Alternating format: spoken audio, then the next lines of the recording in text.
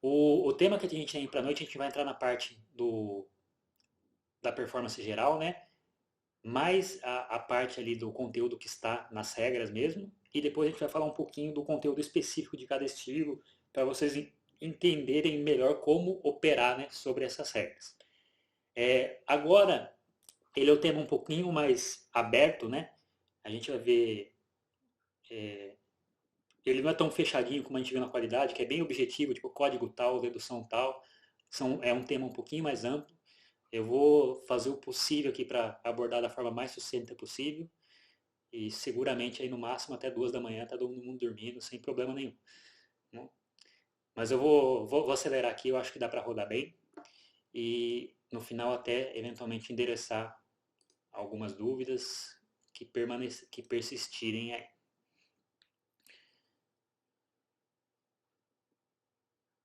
Todos vendo aí? Então vamos lá, pessoal.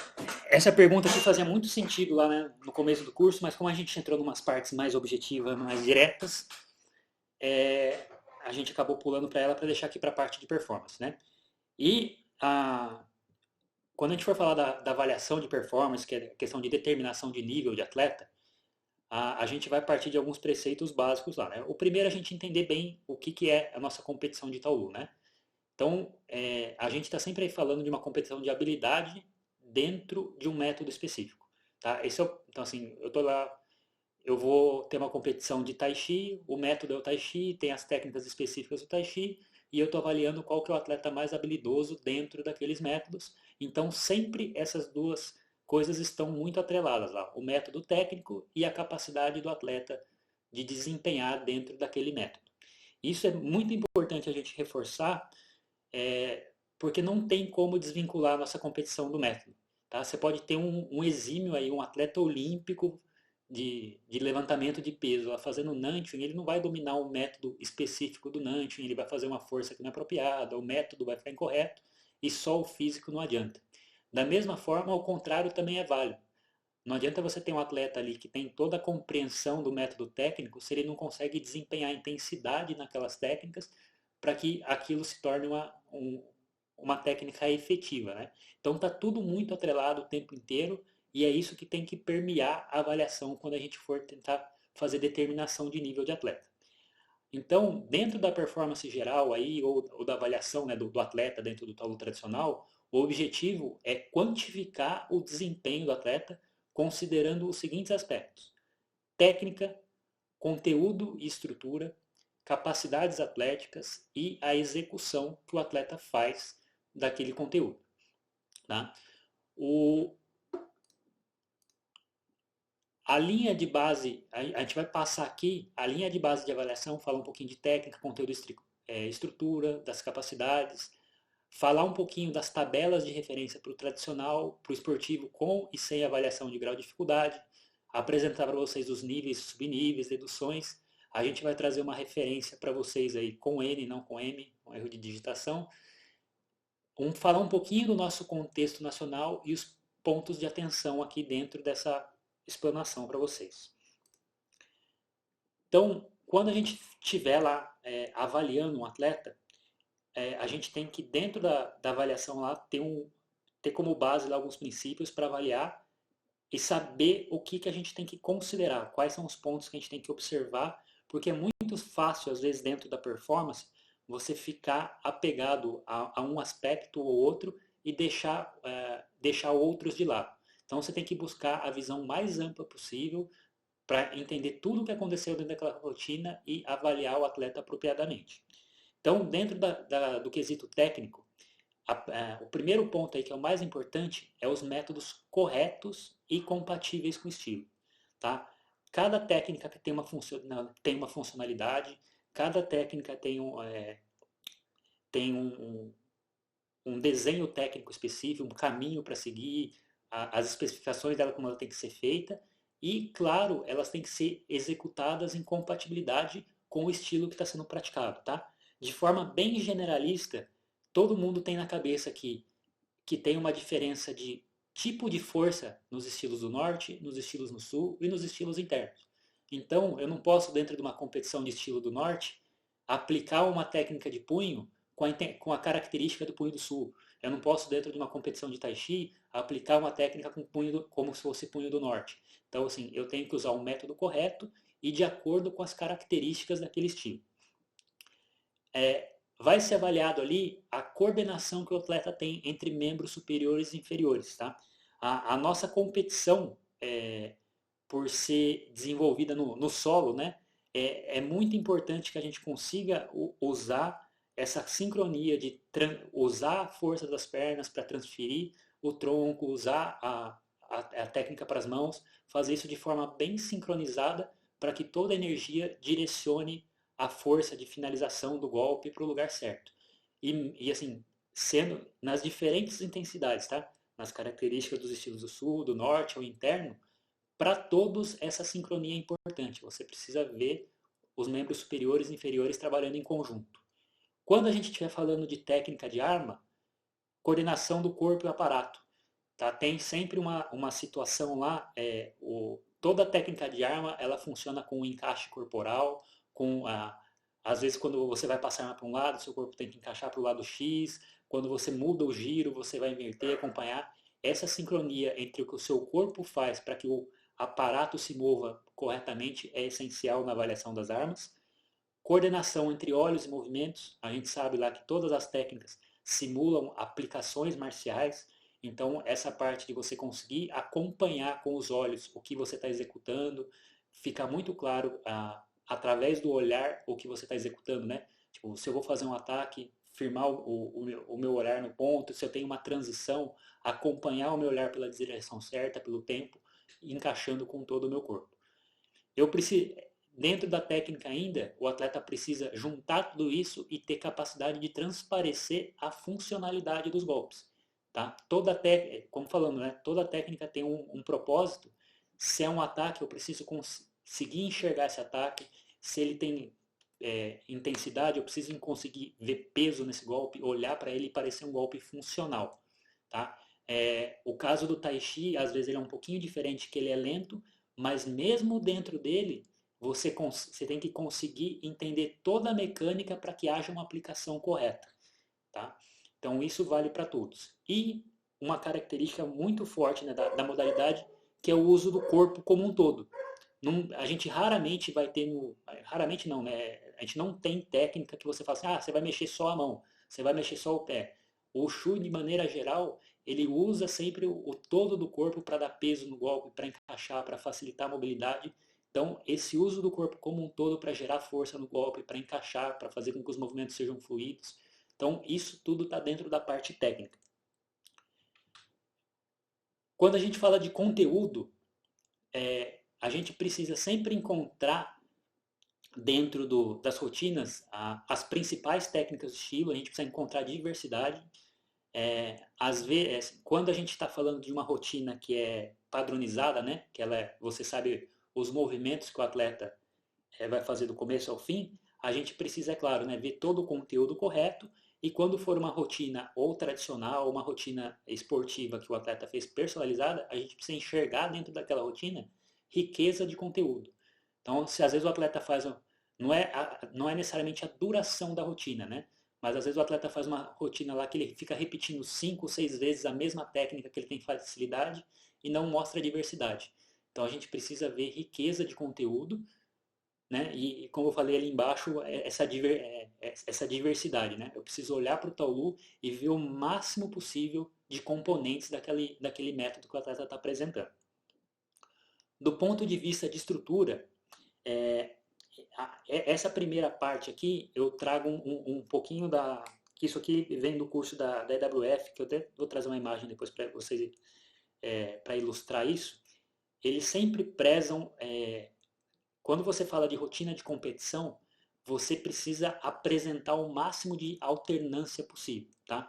É claro que eu sei que às vezes a gente vai olhar um ou outro elemento desse que eu estou falando aqui, ele não vai caber dentro da característica de um estilo específico. Então você vai falar assim, eu estou falando de Yan, eu dificilmente vou ter um movimento explosivo ali.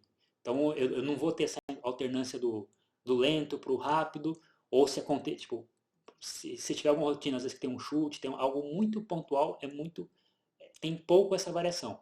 mas na medida do possível eu tenho que apresentar o máximo de diversidade de variação de dinâmico para estático, rápido para lento, suave para firme, vazio e concreto. Isso aqui eu vou falar um pouquinho mais depois, mas assim, de maneira geral, o, a gente tem que propor, né, propor uma rotina, uma apresentação que que você apresente variação e quebre a monotonia. Então pensa lá, vou fazer uma rotina, se for no externo eu estou falando de 1 a 2 minutos, se for no Tai Chi às vezes é 4 a 6 minutos. Se essa rotina for extremamente linear, monótona, sem variação de nenhum tipo, ela se torna extremamente cansativa para quem está assistindo. Quando você consegue apresentar dentro do seu taulu variação, esse conteúdo se torna mais rico e mais interessante. Então, quando você é rápido o tempo todo, você está lá, acelera, acelera, acelera, acelera, acelera, acelera, passa um tempo, isso se torna comum, essa velocidade não causa mais impacto. Quando o atleta às vezes consegue fazer uma transição, quebrar o ritmo, desacelera, quebra e acelera novamente, essa variação do lento para o rápido causa um impacto muito forte e esse tipo de variação torna a sua rotina mais interessante. Então, assim, é muito, especialmente para o pessoal, né, que compete com rotinas abertas, que não são compulsórias, né, seja um tradicional ou seja o esportivo, ele constituir ali na estrutura da apresentação dele essa diversidade de elementos vai tornar mais interessante para quem está assistindo. Então, assim, tudo que você puder fazer para quebrar a monotonia, quebrar, é interessante e a gente pode pensar, às vezes, nos aspectos mais simples, tá? Tem a questão, às vezes, de você ter vamos falar de altura de postura. Às vezes eu tenho uma rotina lá que todas as posturas são médias. Eu faço uma pu, com pu, uma pu, com pu, uma pu, uma pu. Eu estou sempre numa altura só, sua cabeça não varia.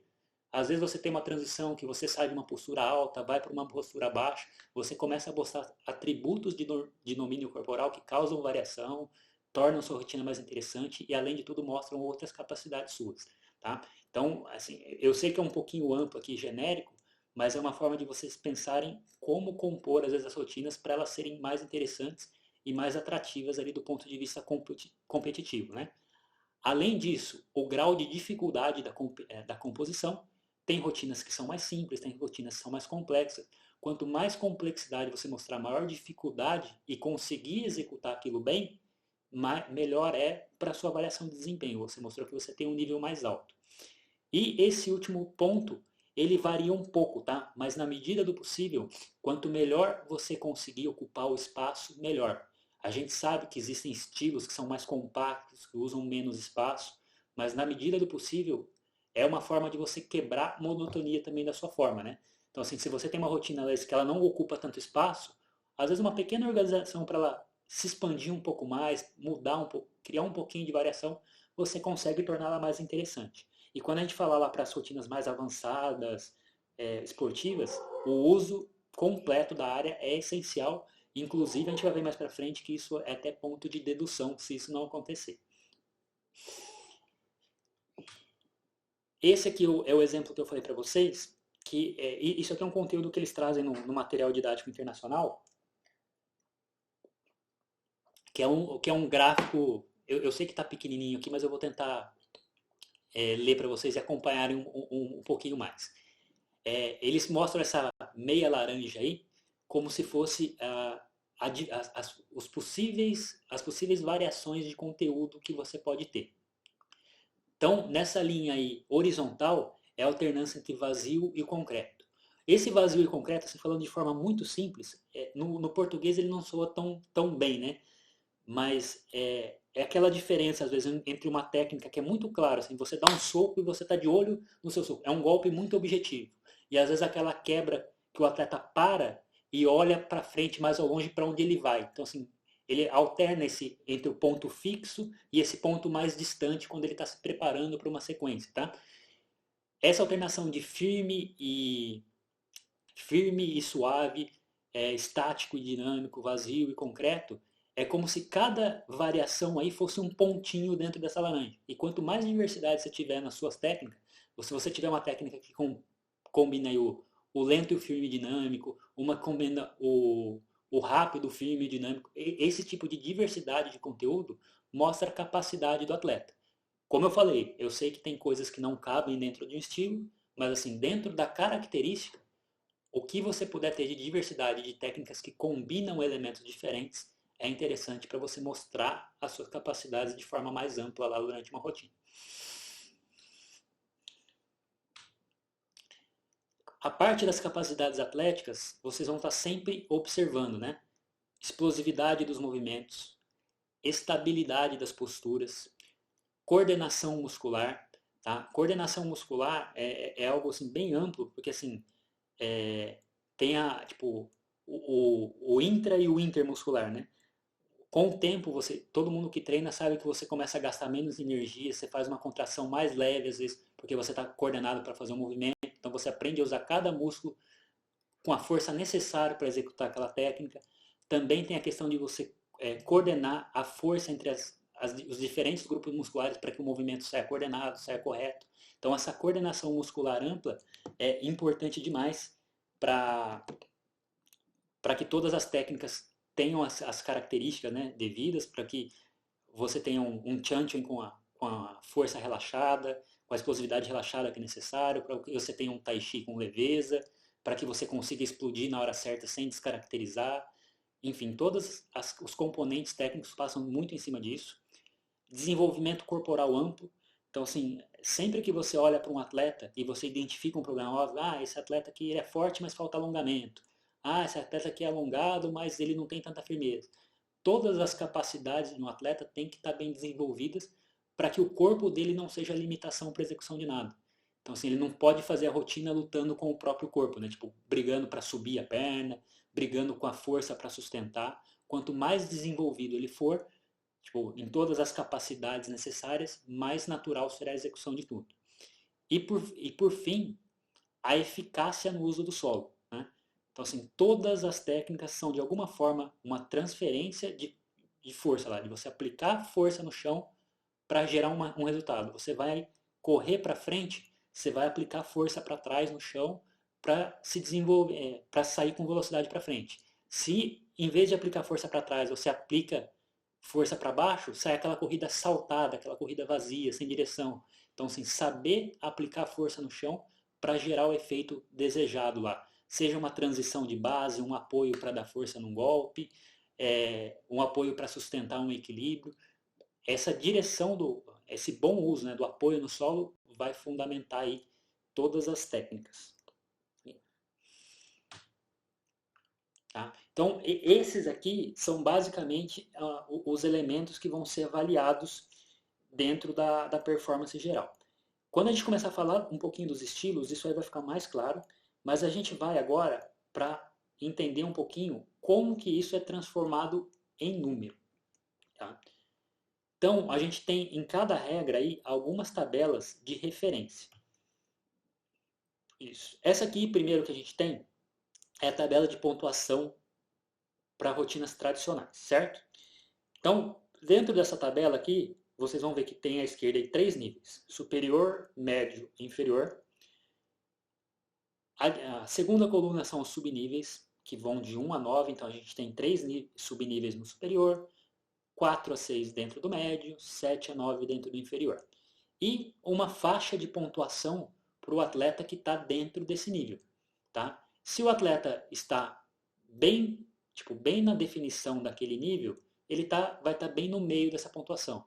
Se ele aproxima mais do de cima, essa nota vai puxar para cima, se ele aproxima para baixo, ela vai puxar para baixo.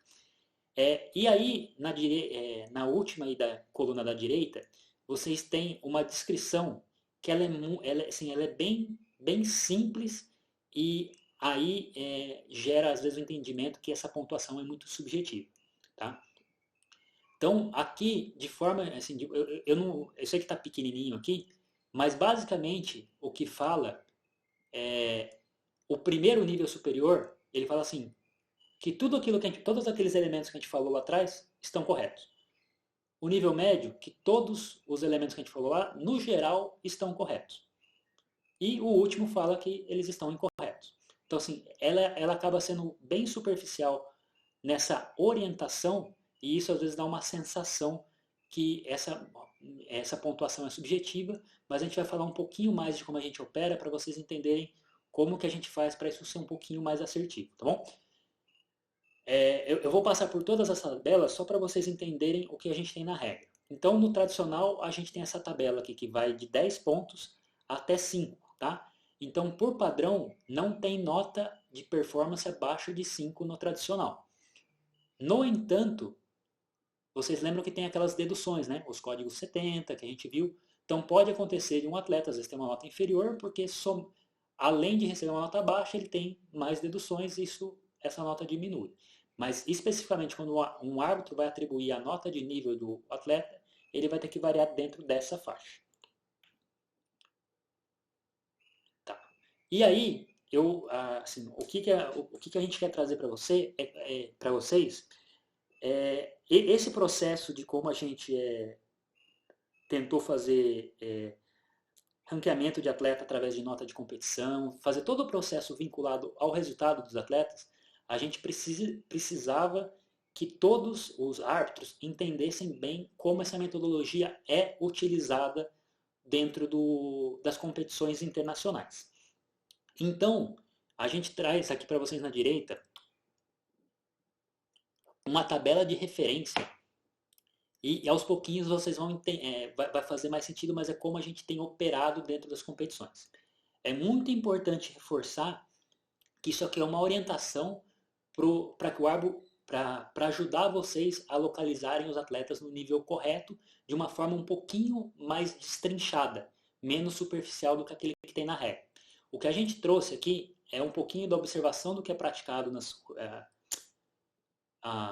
competições internacionais e como os atletas com características específicas são classificados nessas competições para que a gente possa praticar aqui dentro os mesmos métodos. Para que a gente consiga que quando o atleta seja avaliado aqui e internacionalmente, ele esteja num nível muito próximo, que a gente consiga informar para ele o mesmo padrão de avaliação que ele vai receber nos eventos internacionais. Geralmente, as rotinas tradicionais, por mais que sejam regras independentes, há um cuidado para que os números conversem, tá, entre si. E pela ausência lá do conteúdo de alto rendimento, do Nandu, mas eles não utilizam essa primeira faixa de pontuação de 9,5 a 10 para as rotinas tradicionais pela ausência desses conteúdos de extrema dificuldade. Geralmente, quando você vai ali para um mundial de Kung Fu, ou para ou essa regra não foi usada ainda no mundial de Tai Chi, mas provavelmente vai se operar pela mesmo padrão, que são os mesmos árbitros, né? Esse primeiro nível 2, a primeira metade de cima dele é utilizada para o atleta com fundamentos corretos, capacidade acima da média, aquele cara que você olha, é fora da curva, é muito forte, é muito rápido, tem todas as capacidades bem desenvolvidas e, além de tudo, os métodos especiais, aquele atleta que você vê que ele o estilo pessoal dele agrega muito à rotina, que ele tem as técnicas notáveis, fora da curva, o estilo pessoal dele é aquele atleta que é acima da geração, né? Tipo, que você vê que ele tem algo mais do que o padrão técnico, que a contribuição pessoal dele, lá, o domínio dele da técnica, torna aquilo ainda melhor. A parte de baixo do nível 2, aí, 9,24 até 9, é o atleta com fundamento correto, capacidade atlética acima da média, e mas sem essa questão aí dos métodos especiais, né? É o atleta fora da curva, potencial campeão mundial, né? Tipo, muita chance às vezes são diversas categorias, você não vai ter esse atleta especial em todas as categorias, mas é um atleta ranqueado para ser tipo, um potencial campeão nessas competições de alto nível. Faixa 3, a metade de cima, 8,75, 8,99, é o atleta com fundamento correto, capacidade boa, é o atleta resolvido. Ele não é acima da média, ele não é fora da curva, mas ele é o atleta bem resolvido. E daí para baixo, vocês vão ver que é uma gradação que começa a cada nível. Então, assim, esse é o cara bom, o cara de baixo é o cara que está entre o bom e o razoável. Um abaixo é o cara que na média está no razoável. Abaixo dele, entre o razoável para o fraco. Abaixo, o atleta fraco. abaixo, fraco barra ausente, e um abaixo disso, o atleta com fundamento e capacidade ausente, aquele que você não consegue identificar nada dos métodos que são desse estilo. Tem algumas peculiaridades interessantes aqui nessa tabela, que assim, às vezes você vai encontrar um atleta que ele não bate com essa descrição. Às vezes você vai ver um atleta que você fala assim, nossa, ele fisicamente é bom, mas tecnicamente ele é razoável. Então você vai encontrar discrepância e aí você vai trabalhar com uma média simples. Então, assim, na média, esse cara está do bom para o razoável. Você vai localizar ele na tabela de nível e aí sim você, tipo, então você vai partir de uma aproximação. Ah, esse atleta aqui está por volta do 8,70. E conforme aquela competição vai se desenvolvendo, vai ter um momento que você vai identificar um atleta que está próximo dele e aí você começa a ordenar. Não, esse atleta aqui está no nível próximo, mas ele apresenta alguns elementos acima, ele está um pouquinho acima. E você vai trabalhar ordenando esse atleta, mas respeitando esses níveis. O que é muito importante entender dessas tabelas aqui é que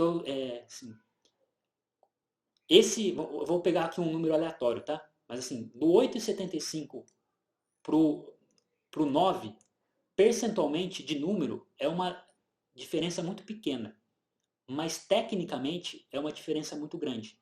Então a gente trabalha com um método referencial. Não é porque um atleta é 2 vezes melhor que o outro que um vai tirar 5 e o outro vai tirar 10. Então, assim, de acordo com o nível que ele apresenta, ele vai ser encaixado no nível e às vezes uma diferença numérica pequena representa um abismo técnico entre esses atletas. Um atleta para mudar um nível demanda muito treinamento, evoluir demais. Então aqui a gente está falando de a cada 0,25 é um atleta que praticamente mudou de nível. Tá? É uma diferença muito grande, é uma transformação que leva tempo, demanda assim, o atleta melhorar muito de uma competição para outra. Por isso que às vezes essa progressão de resultado dentro das competições pode parecer mais lenta. Parece que essa escalada da avaliação de nível às vezes é lenta, porque é um processo difícil mesmo. Né? Para mudar de um nível para o outro, é uma transformação técnica muito grande. E uma coisa importante aqui, tá? A competição de tradicional em si, ela tem algumas peculiaridades, né? O esportivo, ele nasce da dificuldade de se estabelecer padrões para o tradicional, né? Para ter uma competição uniformizada, que eu consiga todo mundo competindo dentro do mesmo método, porque dentro de uma escola para outra tem variação, não tem como você falar que uma pool desse está certo e uma pool daquele está errado. Então a competição tradicional ela é um pouquinho mais generalista e aqui, assim, isso aqui é observação, né, dessa trabalho de referência. Vocês viram que essa tabela aqui só tem o superior e médio. Então, assim, tem um cuidado muito grande e eu não vi razão nenhuma, não aconteceu em nenhum resultado do Mundial o uso do nível inferior dentro das competições de tradicional. Então você vai ver lá na competição, todos os resultados lá, aqueles 4.500 atletas, a grande maioria está nessa faixa aí do 7 até o 9,5, 9,49, 9,5, e você vai encontrar ali pontualmente algum atleta que ficou abaixo por causa de deduções. Mas assim, tenham cuidado, não tem necessidade de usar esse nível inferior dentro das competições do tradicional.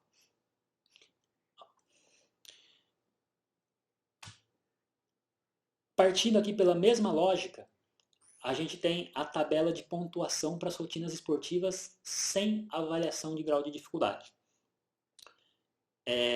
Dentro dessas competições, a ideia aqui é a mesma, 3 níveis, 9 subníveis, faixa de pontuação para cada um, a mesma descrição, igualzinho o que está na regra de tradicional.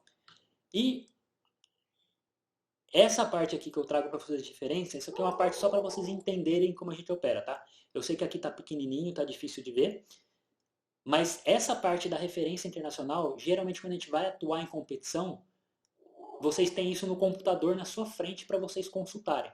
Então, dentro de uma execução de um atleta, você sabe que, estou vendo um atleta de tal grupo, esse atleta aqui está mais ou menos nessa faixa aqui do 3,60, e você vai balizando a nota dele ali conforme a execução. Então, aqui a gente traz para a rotina do grupo C, lá que são as rotinas de 32, rotina do grupo B e rotina de grupo A, 3 padrões de avaliações diferentes. E por que essa diferença? Porque a gente tem diferença de conteúdo. Tá?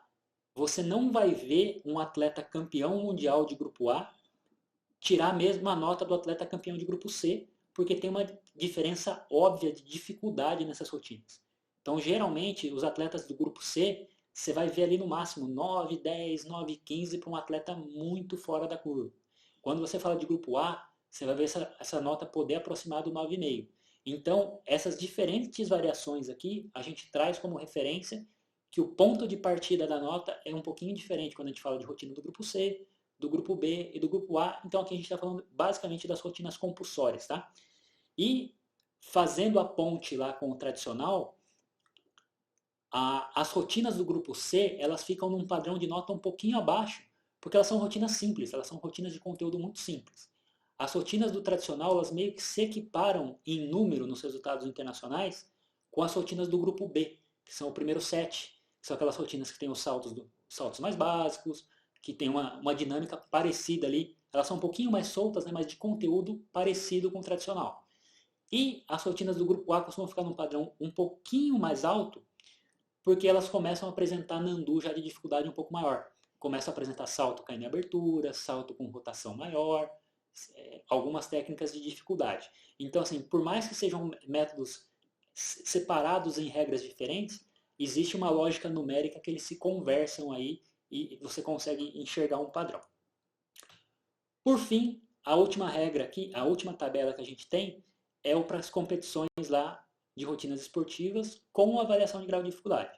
Se a gente lembrar lá que a gente viu lá no comecinho na composição, o pessoal quando faz rotinas opcionais que tem avaliação de dificuldade, eles têm 2 pontos para isso, 5 pontos para qualidade de movimento, então sobra só 3 pontos para avaliação de performance.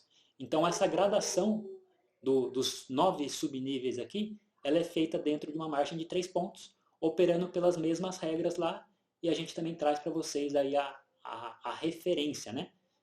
De como que funciona dentro de cada nível. Então, de forma muito sucinta, acima de 2,70 você tem um atleta fora da curva, um atleta especial lá que vai... Que é muito provável campeão, a não ser que tenha 2 na mesma categoria. De 2,50 a 2,60 você tem um atleta acima da média, de 2,50 a 2,59 você tem ali o atleta correto. No nível médio você começa a ter os atletas que começam a apresentar problemas de fundamento e daí por diante lá, tá bom? E, assim, eu não quero que vocês se apeguem muito a essa referência internacional no momento, porque isso aqui, a gente sempre que vocês forem operar, a gente vai oferecer isso para vocês. Isso aqui é uma informação muito densa, né? Para querer que todo mundo memorize.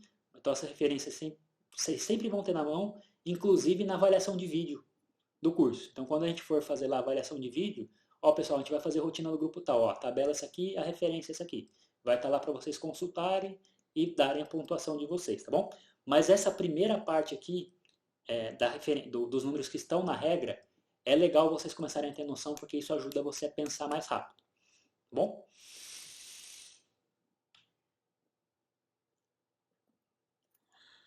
Ainda dentro da performance geral,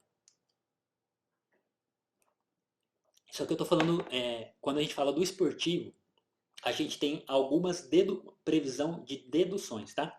Só que quem faz essas deduções não são os árbitros de performance geral.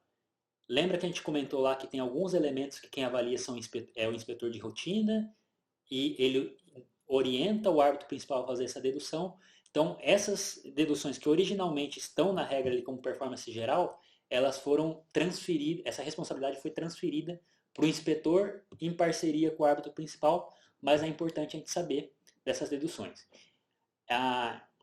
Essas deduções aqui específicas, lembra que a gente falou lá na qualidade de movimento de código 0, código 10, código 20, 30, 90 e faltou 80. Os códigos 80 eles são usados para as deduções de coreografia, tá? Então, eu vou passar rapidinho aqui, esse é um conteúdo também que fácil ali, dá para bater o olho na regra, é fácil de entender. Conteúdo, código 80, para cada código 80 a dedução de 0.2. Quando que esse código é aplicado? Para cada técnica faltante ou adicional em rotina compulsória, né, as rotinas padronizadas, então o atleta está fazendo uma rotina que é padrão, faltou uma técnica ou adicionou uma técnica que não existe, dedução do código 80.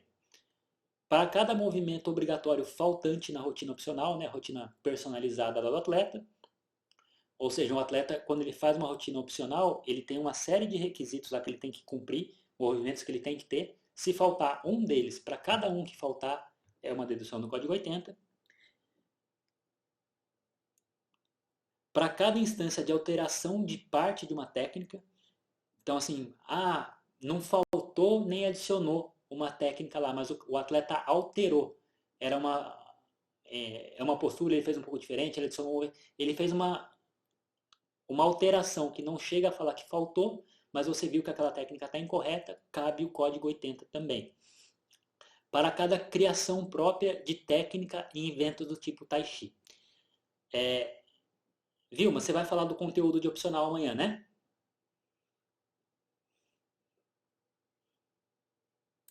Do conteúdo do opcional, não. Não? Dos movimentos obrigatórios? Vou falar dos movimentos obrigatórios compulsórios, né? Não opcionais. Então, mas são os movimentos que tem que ter na rotina opcional, não é isso? Ah, sim, isso é verdade, isso, E sim. tá. Então, assim, só para vocês entenderem, amanhã a Vilma vai passar um pouquinho para vocês dessa parte, e aí eu retomo aqui, que vai ficar mais claro do que essa técnica de criação própria dentro do Tai Chi, tá bom? Aí a gente tem o código 81, não tem especificação de pontuação, então é dedução de 0,1 para cada passo faltante ou adicional em rotina compulsória. Então, às vezes, lá o atleta vai fazer uma corrida para um salto que são 4 passos. Ele faz 6 para se impulsionar mais. Ou ele fez menos, ele fez 2 porque não cabia no tapete. Qualquer alteração dos passos dentro de uma rotina é uma dedução um pouquinho mais leve, que não chega a ser igual tirar um movimento que é 0,2, tira 0,1 com código 81. Código 82 para cada vocalização adicional ou faltante em eventos tipo Nanchuan compulsório. O atleta que faz Nanchuan rotina padronizada tem o lugar certo para gritar. Então, assim, o atleta vai fazer a vocalização lá nos golpes, você vai pegar uma técnica, tem 4 gritos, tem os pontos certos. Se o atleta adicionou em algum lugar ou não fez em um lugar que deveria ter, cabe a dedução do código 82. Posição estática, exceto equilíbrio, excede 3 segundos. Tá? Então, se o atleta interromper a rotina dele lá, tipo, usar as paradas para recuperar fôlego e caracterizar que ele ficou mais que 3 segundos numa postura, pode-se deduzir o código 83, porque isso interferiu na coreografia dele. E pausa antes da execução de grau de dificuldade nos eventos do tipo Tai Chi. As rotinas de Tai Chi Chuan, elas são fluídas, né? Elas têm que ser contínuas. Quando o atleta para dar aquela respirada, concentrar, fazer aquela... Só vou pegar os mais velhos agora. Aquela respirada da Hortência antes de ir para o salto. Isso não pode acontecer nos eventos lá do tipo de Tai Chi. Então, as técnicas têm que ser contínuas. O atleta caracterizou uma pausa para executar uma dificuldade, tem que ser feito. Isso aqui só é deduzido quando fica muito óbvio, tá? Quando é algo muito caracterizado. Erro de direção, tá? 45 graus em qualquer uma das rotinas aí. Excede 45 graus, né? Então, assim, um movimento que é linha reta, eu fiz na diagonal para qualquer um dos lados, até 45 graus, isso não gera dedução. Não está certo, não está errado, mas está dentro do limite de tolerância. Se isso excedeu 45 graus, o atleta, para cada lugar que ele alterar a direção, ele recebe uma dedução 84. Às vezes, isso aqui é extremamente difícil de fazer, especialmente quando o atleta, por algum erro num salto, tipo, ele gira menos no salto e muda metade do talu de direção. Ele inverte 2 partes. Então, quando acontecer algo mais grave assim, geralmente o árbitro principal intercede só para garantir a dedução, para que fique óbvio que teve um problema grave ali e que aquele atleta receba pelo menos uma dedução ali compatível para que ele fique no lugar adequado ali, que geralmente é o último lugar dentro da bateria. E por fim, quando é exigido música e ela está ausente ou possui acompanhamento vocal. Tá? Código 85, esse aqui é o mais pesado de todos, que é uma dedução de meio ponto. Essa regra aqui, ela é extremamente maltratada, eu acho, assim, porque tem muitos elementos vocais que você vê nas apresentações de Tai Chi e eles só associam essa dedução em situações de fala mesmo, quando você consegue identificar uma letra na música. Então, porque você vai ver, tem muita música chinesa que eles usam vocalizações como se fosse tambor, como se fosse parte do instrumental da música, tá? E eles não aplicam a dedução nesses casos, é só quando tem mesmo a letra cantada ali dentro da rotina. Tá bom? Qualquer um desses códigos, aquela pessoa que está de inspetor de rotina, ele identificou um problema, ele vai recomendar essa dedução para o árbitro principal, e se o árbitro principal viu a mesma coisa, ele vai confirmar. Importante só ressaltar que nas rotinas personalizadas do esportivo, o opcional, né? O atleta ele precisa submeter todos os movimentos obrigatórios que ele vai fazer em ordem. Então, assim, varia de técnica para técnica, mas dependendo do estilo, são de 11 a 16 técnicas. E o inspetor geralmente vai conferir uma por uma dessas técnicas. Ele tem essa lista na mão, e se ele identificar que qualquer uma deles faltaram, ele vai identificar, ó, faltou tal técnica dentro da rotina. Pode falar aí, viu? Exato. Essa que mudou. O código 84, esse erro de divisão É 90, né? é 90 graus, não é 45. Obrigado. Não, foi Ctrl+C, Ctrl+V errado. Tá, obrigado, Vilma. Então, ó, só corrigindo, para o Tai Chi essa tolerância é um pouquinho maior, tá? 90 graus. O Rodrigo? Pode falar, seu Paulo. Tá. Esse erro, deixa eu ver, 83 do Tai Chi, tá? Sim. Quantos segundos pode parar?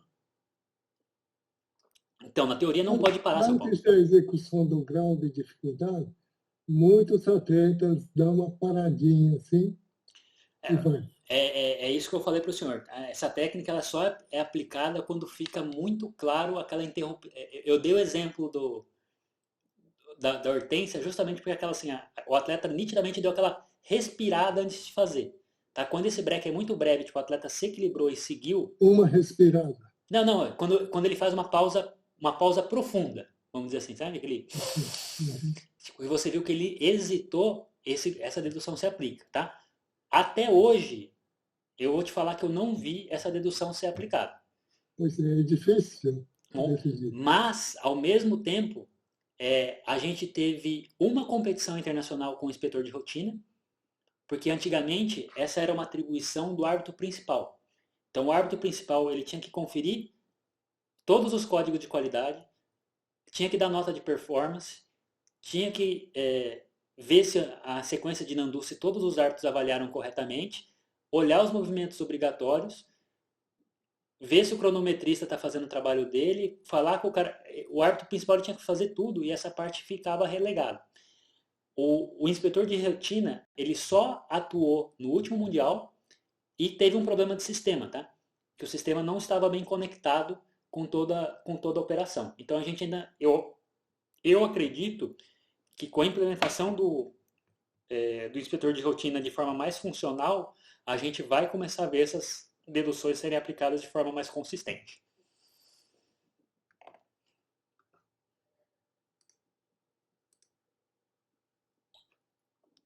Falando um pouquinho para vocês do contexto nacional, tá? E eu acho que isso aqui vale para todas as modalidades, tá? Nós temos pouquíssimos atletas de nível superior. E isso aqui é um negócio importante para a gente ter na nossa cabeça, para que a gente não comece assim, às vezes tem um árbitro aqui que a experiência dele ainda está muito restrita às atuações dentro do país. E por mais que vocês possam ver vídeos, estudar o que acontece para fora, o impacto de você ver uma performance ao vivo e no vídeo é muito diferente. Então, geralmente, quando a gente vê ao vivo um atleta, a gente tem uma impressão que aquilo é mais rápido, é mais intenso, porque o nosso foco está concentrado ali no atleta. A gente está olhando só para o atleta. Quando a gente está vendo um vídeo, tudo que está acontecendo ao fundo vem para o primeiro plano. Se tiver alguém coçando o nariz lá na arquibancada, no último degrau, parece que ele está na sua frente, e o atleta, às vezes isso te distrai. Então, assim, tem muito elemento que vem para o primeiro plano e esse impacto que o atleta causa por vídeo é muito menor. Quando a gente vê um atleta por vídeo que nos causa impacto, tenha certeza que esse atleta ao vivo vai te deixar boquiaberto. Você vai, tipo, vai te desconcertar.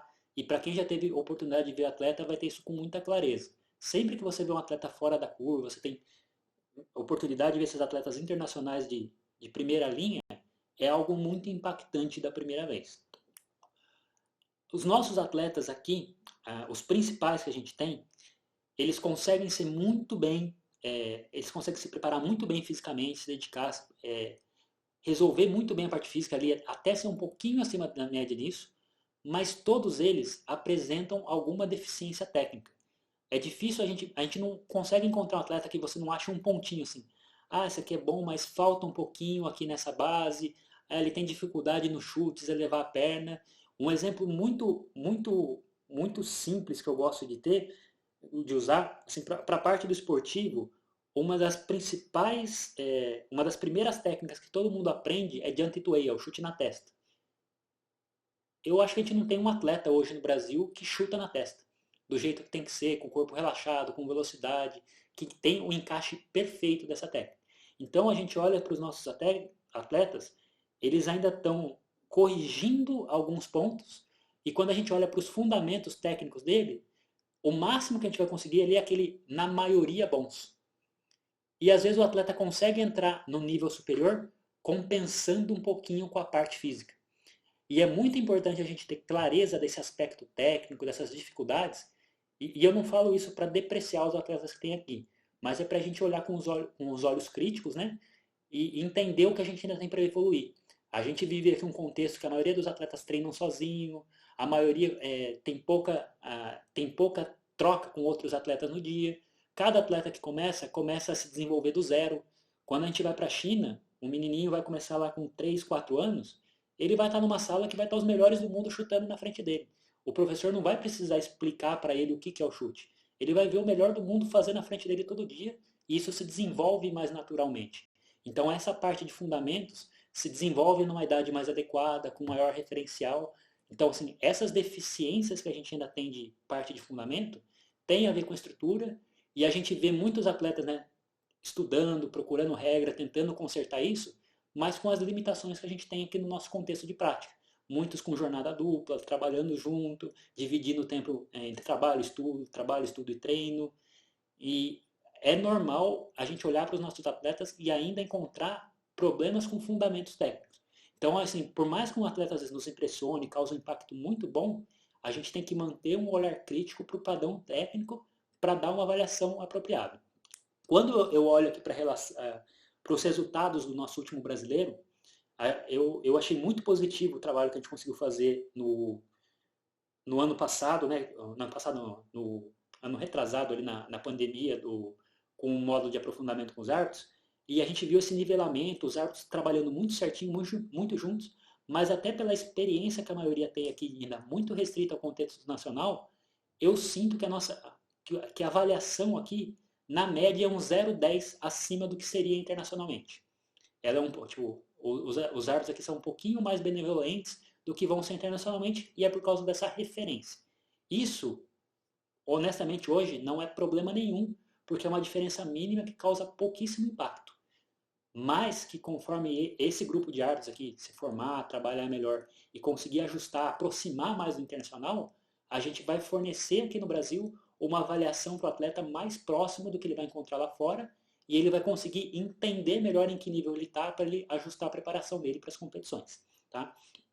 Então, assim, reforçando, tá? Não é para falar mal dos atletas, né, mas para a gente olhar e ter um panorama bem realista da situação que a gente tem e sempre, né, tomar muito cuidado, às vezes, por mais que um atleta nos impressione, eles causam, tipo, a gente vê uma preparação acima do que a gente está acostumado, a gente tem que sempre olhar com um olhar muito crítico para a parte técnica e se aquele atleta ainda tiver pontos importantes a desenvolver, isso tem que ser refletido na nota dele para que ele entenda que ele ainda tem margem para crescer. Tá? Eu acho que a pior coisa que pode acontecer para um atleta aqui é ele receber uma nota de campeão mundial. Então, às vezes, você cria uma distopia na cabeça dele que ele acha que ele está no mesmo nível de um atleta lá padrão internacional, ele vai para a competição lá e tem uma experiência completamente diferente, né? Então, assim, esse trabalho da gente olhar para fora, comparar os atletas, entender em que ponto eles estão e achar o nivelamento deles apropriado, ajuda muito no desenvolvimento aí da modalidade. Tá? E aí já caía no segundo nível, né, de a gente avaliar, do segundo ponto, que é avaliar os atletas em concordância com o parâmetro internacional. E outra coisa muito importante, essa é uma mudança do método que era utilizado no tradicional antes da implementação da regra em 2019, que era mais uma ordenação de atletas, e mesmo os árbitros desportivos às vezes têm dificuldade disso, de usar os níveis para diferenciar os atletas. Se eu tenho atletas de diferentes níveis, a nota dele tem que refletir isso. Então, esse aqui, ó, tem um abismo entre esses atletas. Esse aqui está um nível, esse aqui está 2 níveis abaixo.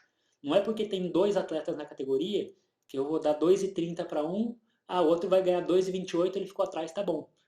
Se os atletas são diferentes, essa determinação de nível tem que se refletir na nota, porque cada vez mais esse tipo de informação está nas mãos dos atletas, eles olham essa nota, eles sabem o que o árbitro pensou dele, e quanto mais preciso nós formos, independente da competitividade. Se tem um atleta sozinho dentro da bateria, é importante que ele receba a nota adequada para o nível dele, para que ele entenda em que estágio ele está e quanto ele precisa desenvolver ainda. Pontos de atenção, né, dentro aí da performance geral. Primeira coisa é aquele ponto que eu falei lá com vocês lá no começo. A determinação de nível ao longo da rotina. Não vai acontecer de você ver lá o primeiro quarto da rotina de um atleta, ele ser de um nível e de repente lá no final ele se transformar, virar um super atleta. O atleta, quando você observa a primeira parte da rotina dele, você já tem muita clareza de que nível estão os fundamentos dele. Se ele tem um bom domínio técnico, se ele está bem atleticamente. Então, logo no começo da rotina, você já consegue ter uma baliza. Esse atleta aqui me parece que está próximo dessa faixa aqui. E tudo que ele vai fazendo na rotina, você vai nivelando, você vai ajustando. Então, você determinou lá, você viu no começo, esse atleta aqui é um atleta próximo, vou pegar uma referência qualquer, tá? De 3,50. Mas ao longo da rotina, ele foi apresentando elementos ali para você que ficou claro, não, isso aqui melhorou, isso aqui foi mais forte que no começo. Ele cresceu ao longo da rotina, você viu que ele é um pouquinho melhor que aquilo, você puxou até o fim a nota dele um pouquinho para cima, e talvez no final você vai chegar num 3,58, num 3,60, isso pode acontecer. Mas não pode você não pode deixar para pensar nisso no final da rotina. Porque esse exercício de refletir tudo o que ele está fazendo vai fazer com que você, de fato, tenha pensado em todos os elementos. Você está a rotina inteira tentando determinar o nível daquele atleta por cada elemento dentro da rotina. Se você espera a rotina parar, vai começar a parar e pensar e tentar relembrar o que aconteceu, a chance de você deixar algo passar, às vezes não perceber que o atleta caiu de rendimento, ou esquecer de um ponto X que aconteceu dentro da rotina é muito fácil. Então é importante que você, durante toda a execução do atleta, você esteja já tentando determinar o nível dele, e se isso você for feito, assim que acabar você vai conseguir de cara ali finalizar a nota do atleta, já encerrar. Uma coisa que é importante a gente falar, assim, existe limitações dentro dessa regra também, tá bom? A gente tem uma gama limitada de números. Vai ter competição que você vai olhar e você vai ter uma enormidade de atletas no nível médio. E você vai olhar assim, às vezes você tem 40 atletas para 30 números.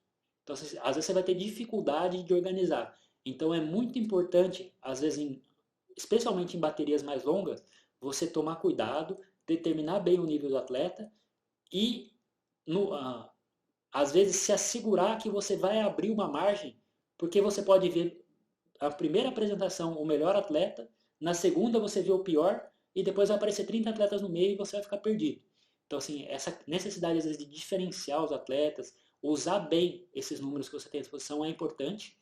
Tá? É legal. Uma coisa que é legal falar aqui, eu estou falando para vocês desse ajuste, né? E aqui fica claro que existe uma variação numérica de uma competição para outra. Pode ser que numa competição eu tirei 3,60 e na outra eu fiz muito próximo, tirei 3,70 porque naquela competição eles precisaram puxar um pouquinho maior um pouquinho mais por causa do tanto de competidores para abrir a competição. Essas pequenas variações acontecem, mas geralmente de uma competição para outra, a variação de nível ela é muito incomum. Então assim, você pode encontrar pequenas variações, mas essa parte de definir o nível do atleta é muito importante, porque é isso que vai dar consistência da avaliação do atleta de uma competição para outra. Tá? Reforçando lá, eu já falei lá atrás, né? É um sistema referencial, então é uma tabela de referência, não quer dizer que o atleta que tirou 5, um tirou 5, o outro é 2 vezes melhor, vai tirar 10. Então, dentro lá de faixas pequenas, isso significa muita diferença do ponto de vista técnico. E é importante ressaltar que não cabe ao árbitro compensar nenhum outro fator. Às vezes, vai acontecer. Você vai ver uma rotina, você vai ver 2 atletas. Você vai ver um atleta que é muito melhor que o outro. E esse atleta, muito melhor que o outro, ele assim, é um muito melhor que não está um nível acima. Então você deu lá uma nota para ele 0,2 acima. E esse atleta que é melhor fez 3 erros bobos, você sabe que ele vai ter 3 reduções e vai perder a categoria. Isso não é problema do árbitro de performance.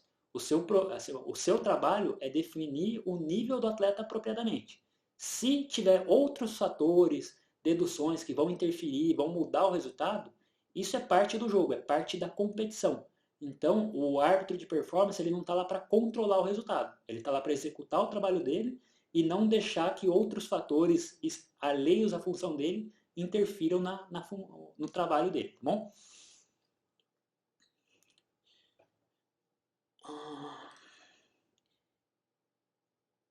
Esse aqui, aliás, pessoal, depois eu mostro para vocês. Tá muito pequeno aí? Tá bem pequeno, né? No celular a gente consegue ampliar com o dedo, igual eu faço com foto. Mas Tá. aí o computador, não sei, né? Tá. Não, mas isso aqui é só para vocês terem uma ideia, uma referência. Eu até esqueci, faltou um slide no período anterior, depois eu mostro para vocês o da qualidade. Isso aqui é a tela que vocês têm lá no sistema de pontuação, só para vocês entenderem como que é. O meu cursor aí vocês conseguem ver, né? Então vocês têm essa parte aqui azul claro, bem grande, que é onde no final aqui, tô falando do tabu esportivo, tá? É onde você vai inserir a sua pontuação, certo? Aqui na esquerda vocês têm a tabela de Seinandu com todas as pontuações para você conferir e aquelas faixas lá que a gente falou para vocês, né? O atleta acima da média. Então, para você conseguir localizar facilmente as faixas de pontuação. E aqui à direita, a avaliação de Nandu com as mesmas referências.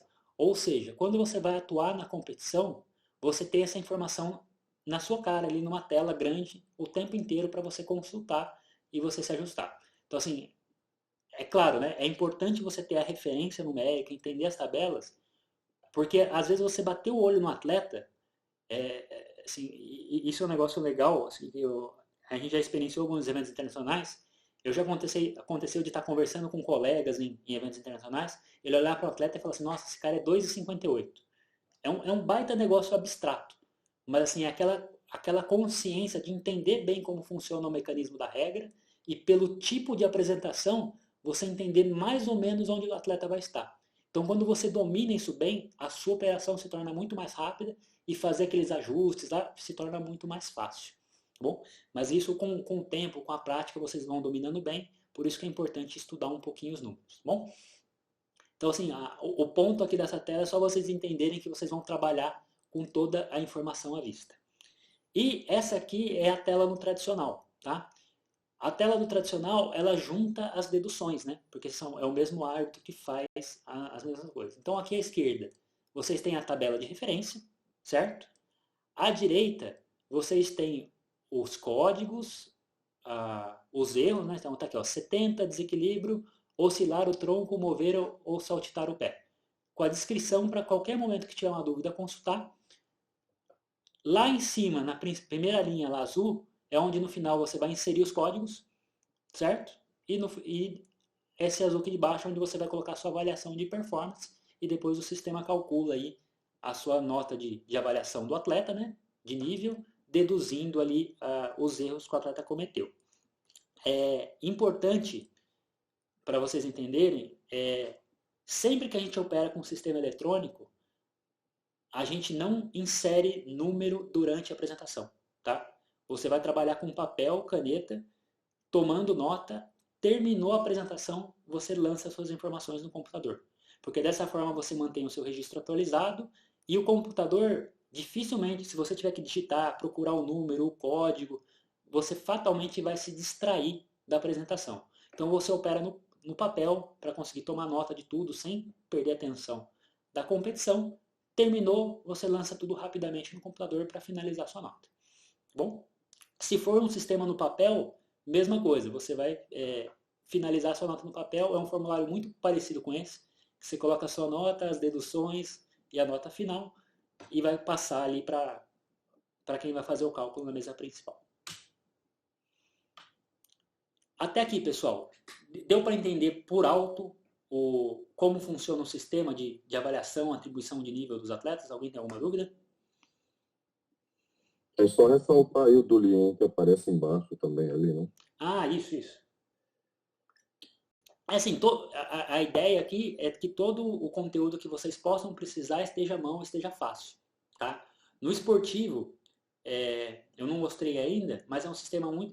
depois eu volto lá para ele falar rapidinho, mas não tem a descrição dos erros, né? Só tem o número dos códigos, porque é muita informação, não tem como colocar numa tela. Então, assim, é importante, o árbitro vai precisar lembrar de tudo mesmo, saber os critérios de dedução, só vai ter ali uma consulta para ele saber os números dos códigos.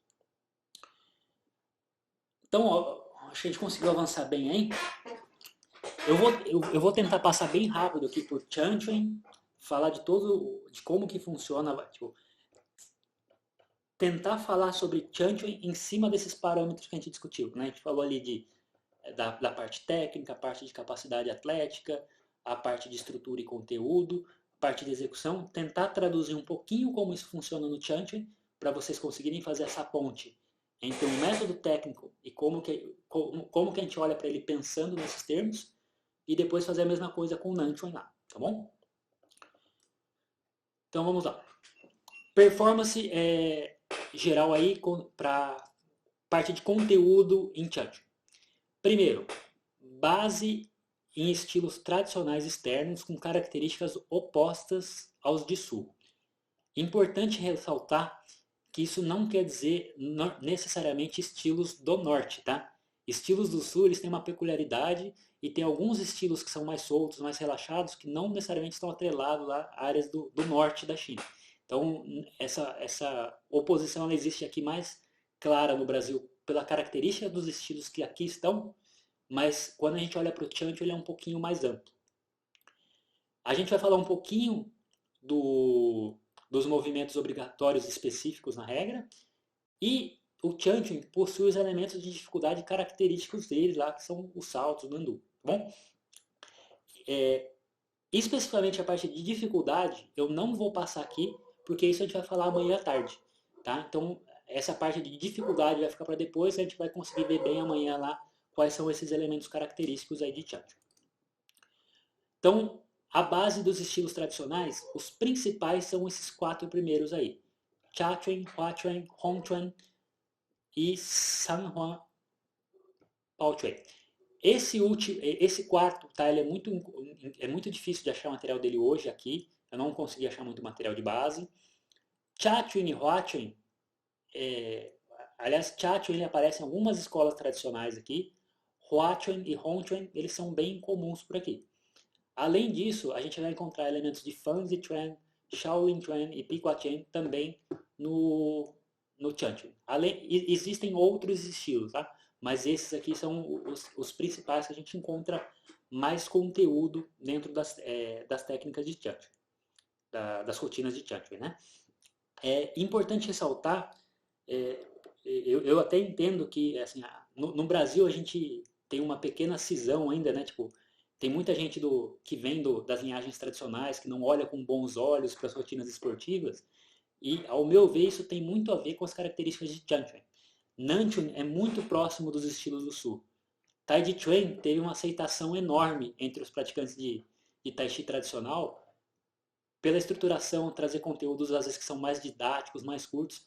Assim, eu olho para o país em linhas gerais, essa conversa funciona muito bem. o Tianquan, ele diverge muito dos estilos de norte que a gente tem no Brasil. Se a gente olhar para o Brasil, acho que o Shaolin do Norte é o principal estilo aí difundido, né, com essas características, e o Shaolin, por características, ele está no meio termo entre as características de Tianquan e Nanquan. Ele é um pouquinho mais firme, ele tem as bases um pouco mais desenhadas. A gente não tem estilos de norte populares aqui que tem essas características de correr mais, ser mais solto, não ser tão presos ao chão. E isso eu acho que causou essa cisão do esportivo ser tão diferente. Mas mesmo sendo o método esportivo, ele é baseado nesses estilos tradicionais. E se vocês forem procurar rotinas de Chachuin, vocês vão ver elementos que é copia e cola. Vocês vão ver as mesmas corridas, os mesmos saltos dentro das rotinas tradicionais de Chachuin, que são o que você vê dentro das rotinas de Tianquan. Então aqui no Brasil essa cisão ficou um pouquinho maior, porque os estilos do norte populares aqui não tem essa característica tão solta que os estilos de norte que baseiam o Tianquan têm.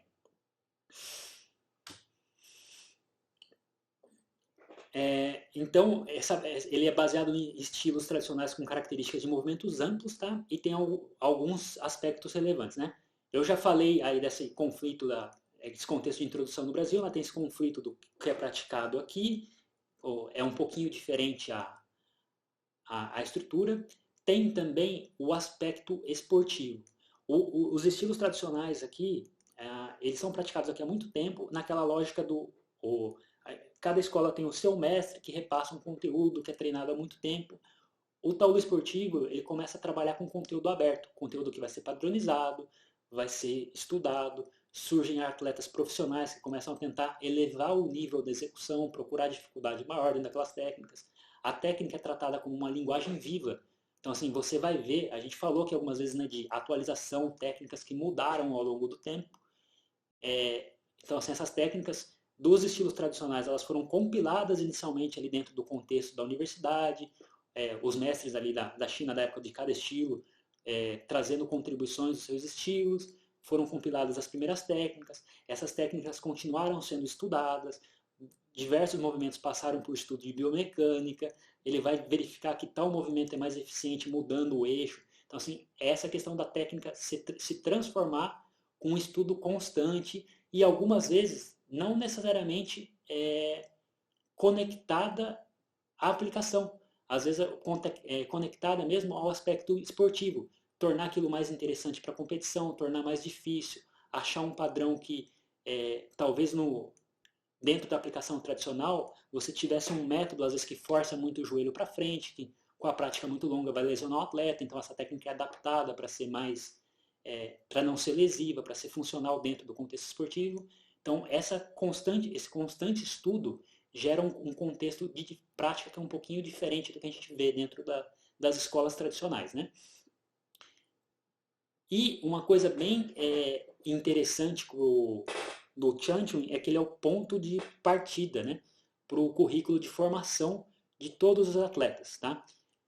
Essa informação aí, ela vai morrer muito em breve, tá? Até hoje, quando você falava de grupo C, lá, as crianças de 7 até 11 anos, eles só tinham rotinas de Tianquan para competir. Eles utilizavam o Tianquan como formação.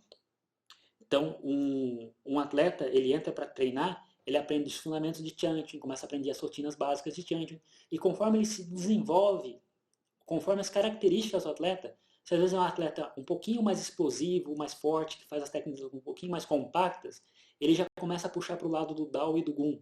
Se ele é um atleta, às vezes, que é aquele atleta mais solto, de movimentos mais amplos, mais relaxados, com mais molejo no corpo, eles puxam esse atleta para Jianshu e Tianshu. Conforme essa evolução do atleta, tipo, os atletas de Tianquan, Jianshu e Tianshu vão ter aqueles que vão se destacar, que vão ser melhores ali. Vão ter aqueles que depois, com o tempo, eles começam a levar para o Tai Chi, para o Tai Chi Jian, Tai Chi Chuan.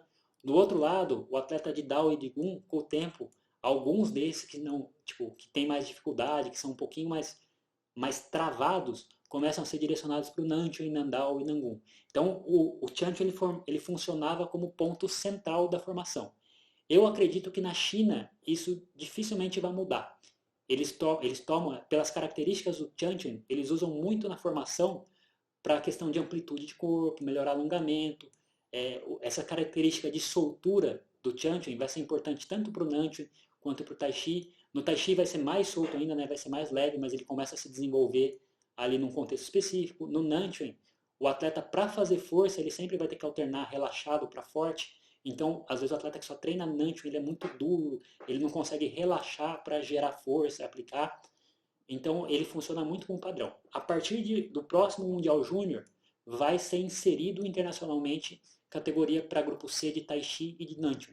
Tá? Eu não sei ainda como isso vai impactar a formação dos atletas para frente. Não está definido ainda quais serão as rotinas. Esperamos sinceramente que sejam as que a gente já utiliza aqui no Brasil, né, para que a gente não tenha que sofrer por grandes adaptações. Mas isso vai começar a aparecer internacionalmente. Mas do ponto de vista de formação, o Chanchun sempre teve um papel central aí na iniciação dentro do tauro esportivo.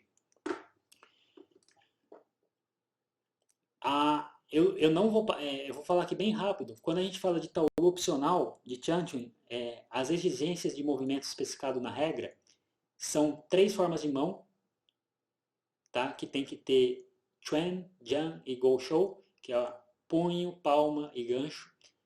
3 técnicas diferentes empregando punho, 2 técnicas diferentes empregando uma palma, uma técnica ofensiva de cotovelo, 5 posturas com pu, mapu, pubu, shipu e shepu. Eu vou passar por tudo isso, tá? Tô falando rápido porque eu vou mostrar os vídeos para vocês. 3 técnicas de membro inferior, compreendendo técnicas e métodos de balanço de membro inferior estendido, ou seja, aqueles chutes que a perna sobe estendida lá. E técnicas de flexão para extensão e rasteira. Então, assim, o atleta precisa ter 3 técnicas, então na prática ele vai ter que ter pelo menos uma de cada uma dessas. E uma técnica de equilíbrio prolongado. Antigamente, a regra anterior trazia movimentos específicos. E você olhava 90 atletas fazer e parecia que era a mesma rotina.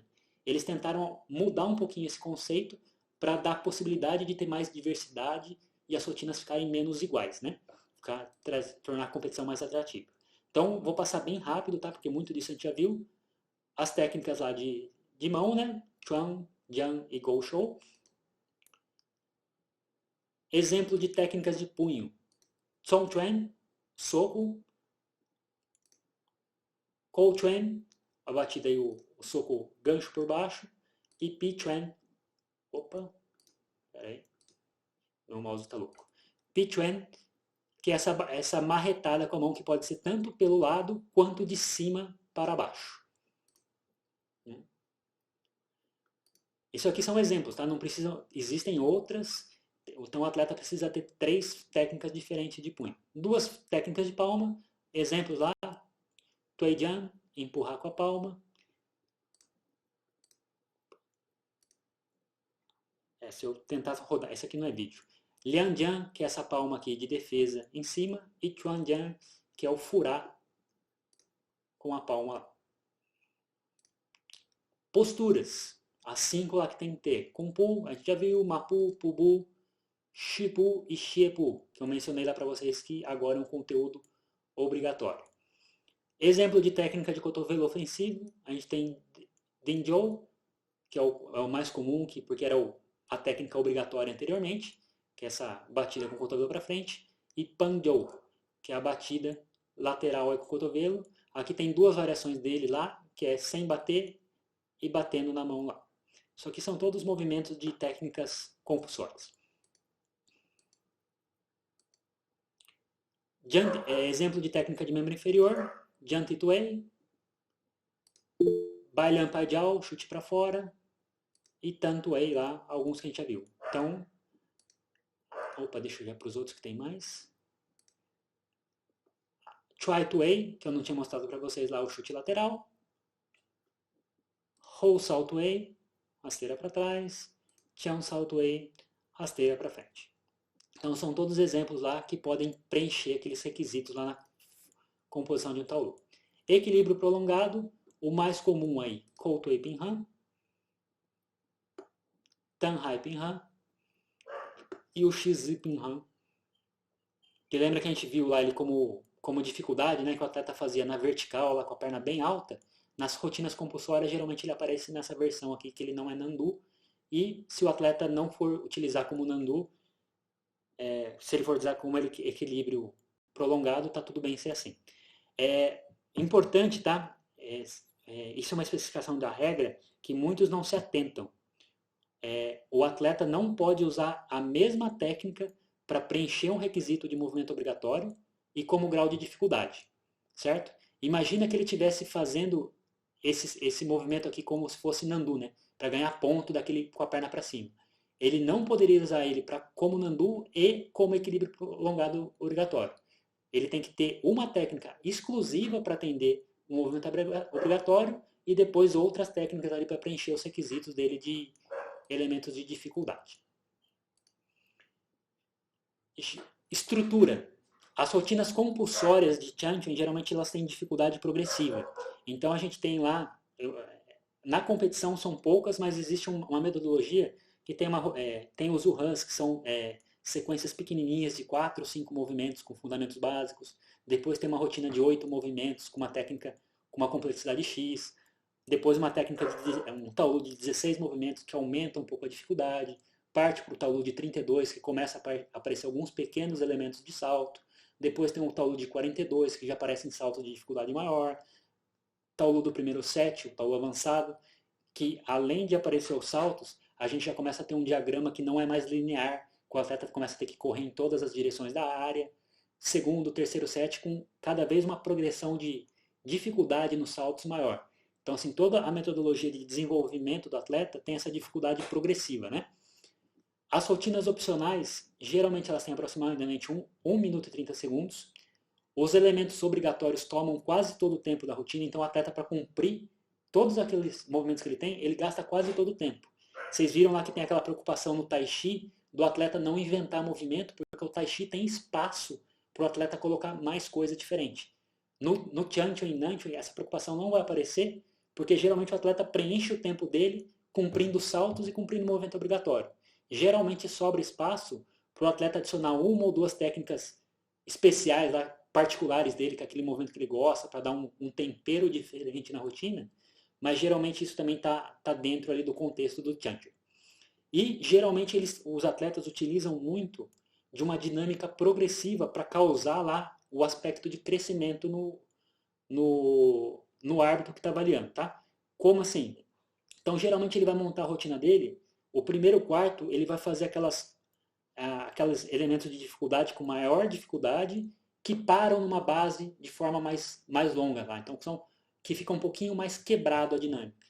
Geralmente na segunda metade, ele começa a evoluir para técnicas que ele passa mais correndo, que ele não para tanto em base. E no terceiro, para o quarto, ele vai tentando soltar cada vez mais a movimentação. Talvez com os elementos de base lá que ficam mais parados num lugar só, no terceiro, quarto e geralmente com uma última parte muito corrida. Então ele tenta estruturar a rotina dele para causar a sugestão de crescimento no desempenho dele para o árbitro. Às vezes o atleta que não escolhe isso bem, ele começa com uma parte muito rápida, muito corrida, e aí começa a ir para técnicas que são um pouquinho mais paradas, mais estáticas, ele pode causar uma falsa impressão que ele caiu de ritmo. Então os atletas tentam fazer essa dinâmica progressiva para causar um impacto legal lá. Pode falar, Tanoshi.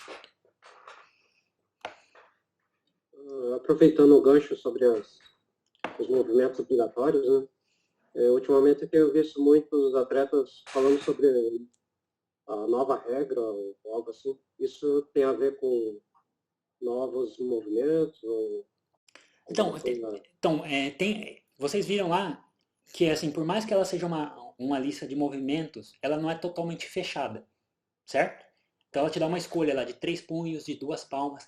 Antigamente essa lista era completamente fechada. Tipo, tem que ter um punho, tem que ter Jinjou, tem que ter Kouto Aping Han. Eram técnicas específicas. Então a mudança da regra foi essa. Ela abriu um pouquinho mais, ela começa a exigir alguns conteúdos que não exigia antes, mas ao mesmo tempo ela dá um pouquinho de margem de escolha para os atletas. Então foi principalmente isso que mudou. E isso, assim, isso pelo que o movimento que surgiu assim, tipo, a gente vê tudo, né? Surgiram vários códigos novos, né? Várias técnicas, porque eles queriam adicionar conteúdos e fazer com que esses conteúdos aparecessem nas rotinas. Porque se eu só crio regra para punir e o atleta não tem que ter aquela técnica, ninguém vai usar, ninguém vai se arriscar. Então eles tentaram fazer essa mudança casada e essa mudança aconteceu nas rotinas de mão, Então, Chanchon mudou, Nanchon mudou, Taijiquan mudou. Então, todos mudaram. Taijiquan mudou menos, mas ele já abre lá que no final tem que ter 2 técnicas de perna. Então, assim, ele abre um pouquinho esse conteúdo, menos ainda que os outros. Mas a ideia deles era assim, adicionar conteúdo de avaliação e pouquinho a pouquinho começar a transformar esses conteúdos obrigatórios para todas as rotinas, inclusive para as armas, para que os atletas tivessem que explorar técnicas nas quais eles se arriscassem a perder pontos. Obrigado. Então, quando a gente fala especificamente de técnica em Chanchon, a gente vai olhar um pouquinho aí, a Vilma falou bastante disso ali ao longo no Tai Chi, né, na parte da postura. Isso aqui não é critério de dedução para Chanchon, mas também tem um método correto, tá? Quando a gente fala de tronco e quadril em Chanchon, geralmente o alinhamento da parte ali da torácica, né, é contra a curvatura natural com o peito estufado. Então, isso aqui, vocês estão vendo meu cursor aí? Essa parte aqui de cima do tórax, o atleta ele força para alinhar essa parte aqui da coluna. No Tai Chi ele força para alinhar tudo, né? Inclusive encaixar o quadril lá embaixo. O Chanchon é só aqui em cima, só na parte torácica e forçando um pouquinho o queixo para dentro aqui, para encaixar bem. Então vocês vão ver essa sensação aqui do peito grande, o peito estufado, mas isso é diferente de lordose, tá? Eu já vou dar um exemplo aqui para vocês, que muito atleta erra fazendo essa abertura em lugar errado, fazendo essa abertura na altura da barriga, lá, tá bom? O encaixe do quadril é natural. A rotação de tronco, lembra lá, a Vilma falou, né? Tai Chi não torce a cintura. Chanchon é o oposto. Chanchon torce demais. Ela é usada de forma, a rotação muito exagerada, com torção do quadril. O quadril vai girar, com torção do tronco em relação ao quadril. Ele gira mais que o quadril para alongar bem os golpes. Então aqui, falando da postura, vocês vão... Deixa eu até voltar aqui, ó. Olha bem para a postura dele, para o encaixe da coluna.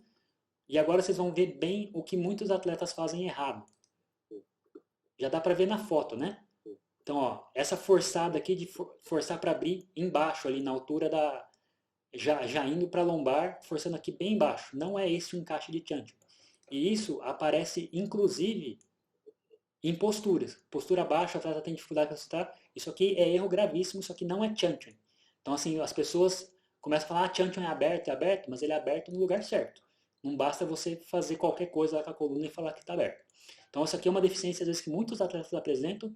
Inclusive, na China, é comum, às vezes, você ver atletas muito jovens que têm isso aqui ainda deficitário. Mas eu acho que é um pouquinho da forma de como eles desenvolvem o alongamento, que parece que tem uma fase ali inicial que eles deixam isso escapar um pouco e quando o atleta cresce um pouquinho mais eles corrigem. Mas geralmente criancinha é muito comum, até na China você vê eles errando isso. Posturas. A postura média de Chanchon, aquela numa altura média, ela vai ser sempre na linha horizontal. Vai ter bastante presença de posturas baixas, aquela que você agacha totalmente, né? Senta no pé, flexiona totalmente o joelho. E uso de bastante alongamento e força. As transições elas são expansivas, ou seja, quando eu mudo de Mapu para Kung Fu, eu não vou me preocupar em manter os pés no mesmo lugar. O pé de trás ele vai esparramar um pouquinho, mas isso não quer dizer que ele vai ficar frouxo no chão. Eu vou tentar deixar rodar aqui, porque a barrinha do play fica bem em cima dos pés dela. Mas vocês vão reparar bem aqui que o pé está nessa posição e ele vai... Quando ela fizer a transição, apesar de firme, vocês vão ver lá ela expandir e esparramar um pouquinho o pé para trás. Tá bom? Então essa é uma transição mais expansiva e isso aqui acontece por uma razão óbvia. Para o Mapu ser quadradinho assim, o Mapu e o Kung Fu não cabem dentro do mesmo espaço. Como ele está na horizontal, para você conseguir encaixar o Kung Fu, você precisa mudar a posição de um dos pés. Então geralmente o certo é o pé de trás esparramar um pouquinho, mas sem perder essa firmeza aqui do apoio na finalização. Passos. As corridas são mais leves, tá? Mas com força bem direcionada e com centro de gravidade estável. É muito comum você ver atleta correndo, ele está todo saltitante. Você vê a cabeça dele está subindo e descendo, subindo e descendo. Isso é aplicação de força errada. Eu quero correr para frente e estou aplicando força para baixo. Tá? Ação e reação não está funcionando. Se eu faço força para baixo, eu vou para cima. E aí fica essa corrida que o atleta fica pingando, né? Então vocês vão ver por mais que seja uma corrida leve, vocês vão identificar passos bem firmes na transição.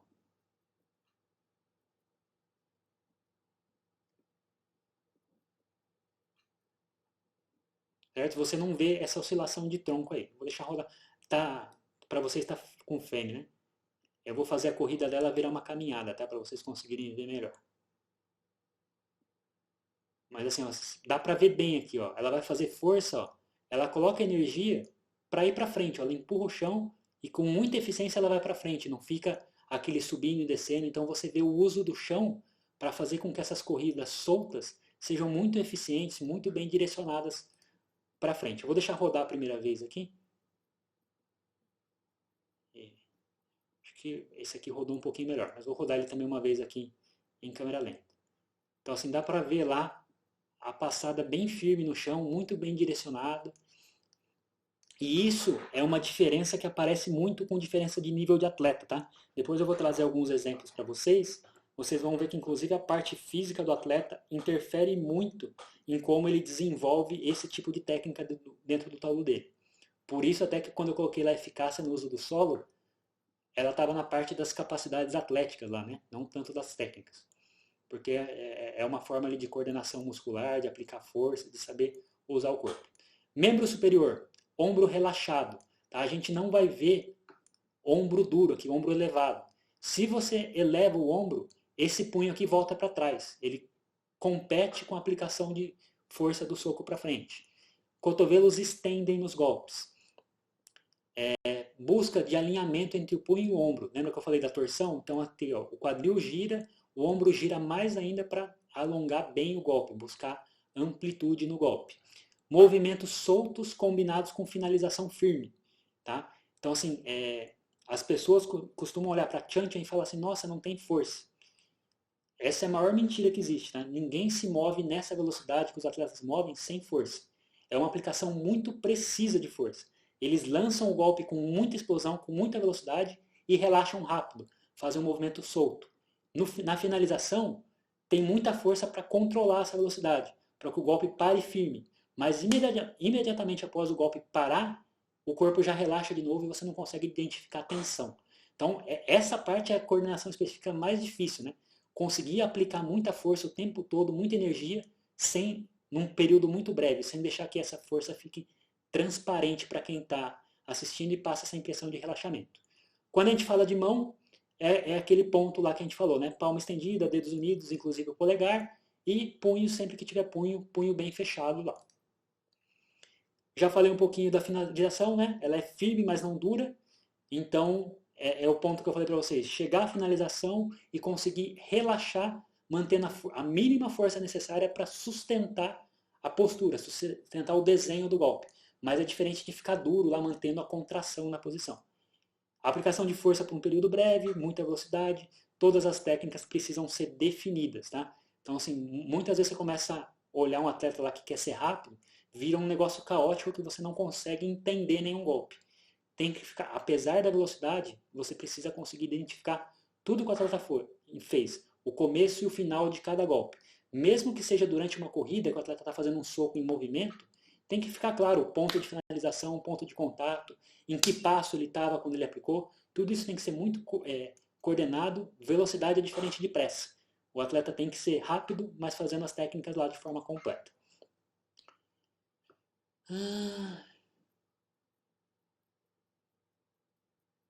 Eu vou tentar rodar mais de uma vez para ver se na segunda fica melhor, tá? Se não ficar, eu faço rodando aqui no...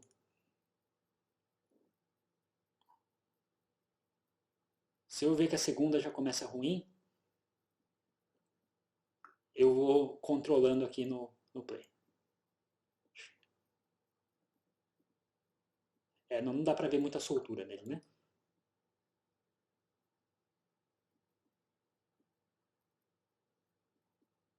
A gente vai ver bastante isso aqui lá quando a gente for praticar nos vídeos. Vai ficar bem claro essas questões das características. Mas vocês podem ver, ó, que apesar do atleta estar acelerando, soltando, tudo que ele faz é muito claro. Não tem uma técnica que você fala, ele não acabou, a base não está definida, não entendi a mão. Então, assim, essa combinação de velocidade e leveza com definição em movimentos amplos, né, a característica lá que predomina aí na execução de Tianjin. E lembrando, né? Todos esses elementos, eles vão estar permeados por aquele olhar que a gente traz para a técnica, né? Método correto e compatível com o estilo, coordenação entre membro superior e inferior, coordenação entre corpo e aparato, coordenação entre olhos e movimento, capacidade de transparecer funcionalidade nos golpes, uso do corpo como um todo. Ou seja, a gente está procurando todas essas características que a gente viu de tronco, quadril, como usa os membros, dentro e procurando esse contexto dentro desse método técnico. Então é sempre esse olhar de identificar uma boa execução em cima desses parâmetros. Capacidade atlética a gente já falou, né? Explosividade dos movimentos, estabilidade da postura, coordenação.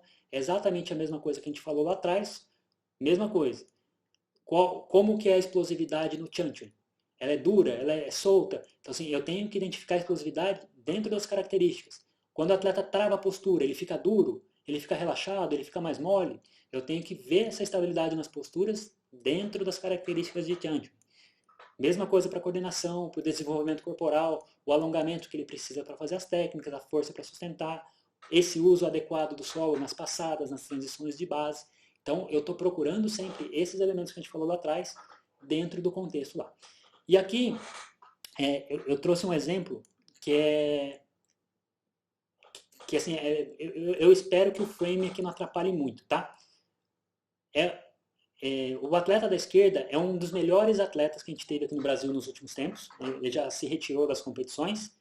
E o exemplo da direita é um dos principais atletas chineses do último ano. Então, esse atleta aqui da esquerda, ele é um atleta do Brasil que classificou para a Copa do Mundo de Taolu. É um atleta de nível muito bom, que sempre nos impressionou muito. Para quem viu ele ao vivo sabe o quanto ele era rápido, firme.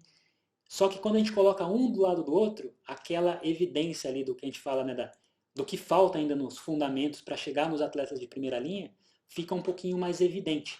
Então, é aquele ponto que eu falei para vocês, que a gente às vezes se acostuma a ver os atletas aqui, ele é a melhor referência que a gente tem, e a gente acaba superestimando lá o nível dele, porque falta essa referência de comparar com o que existe de melhor no mundo.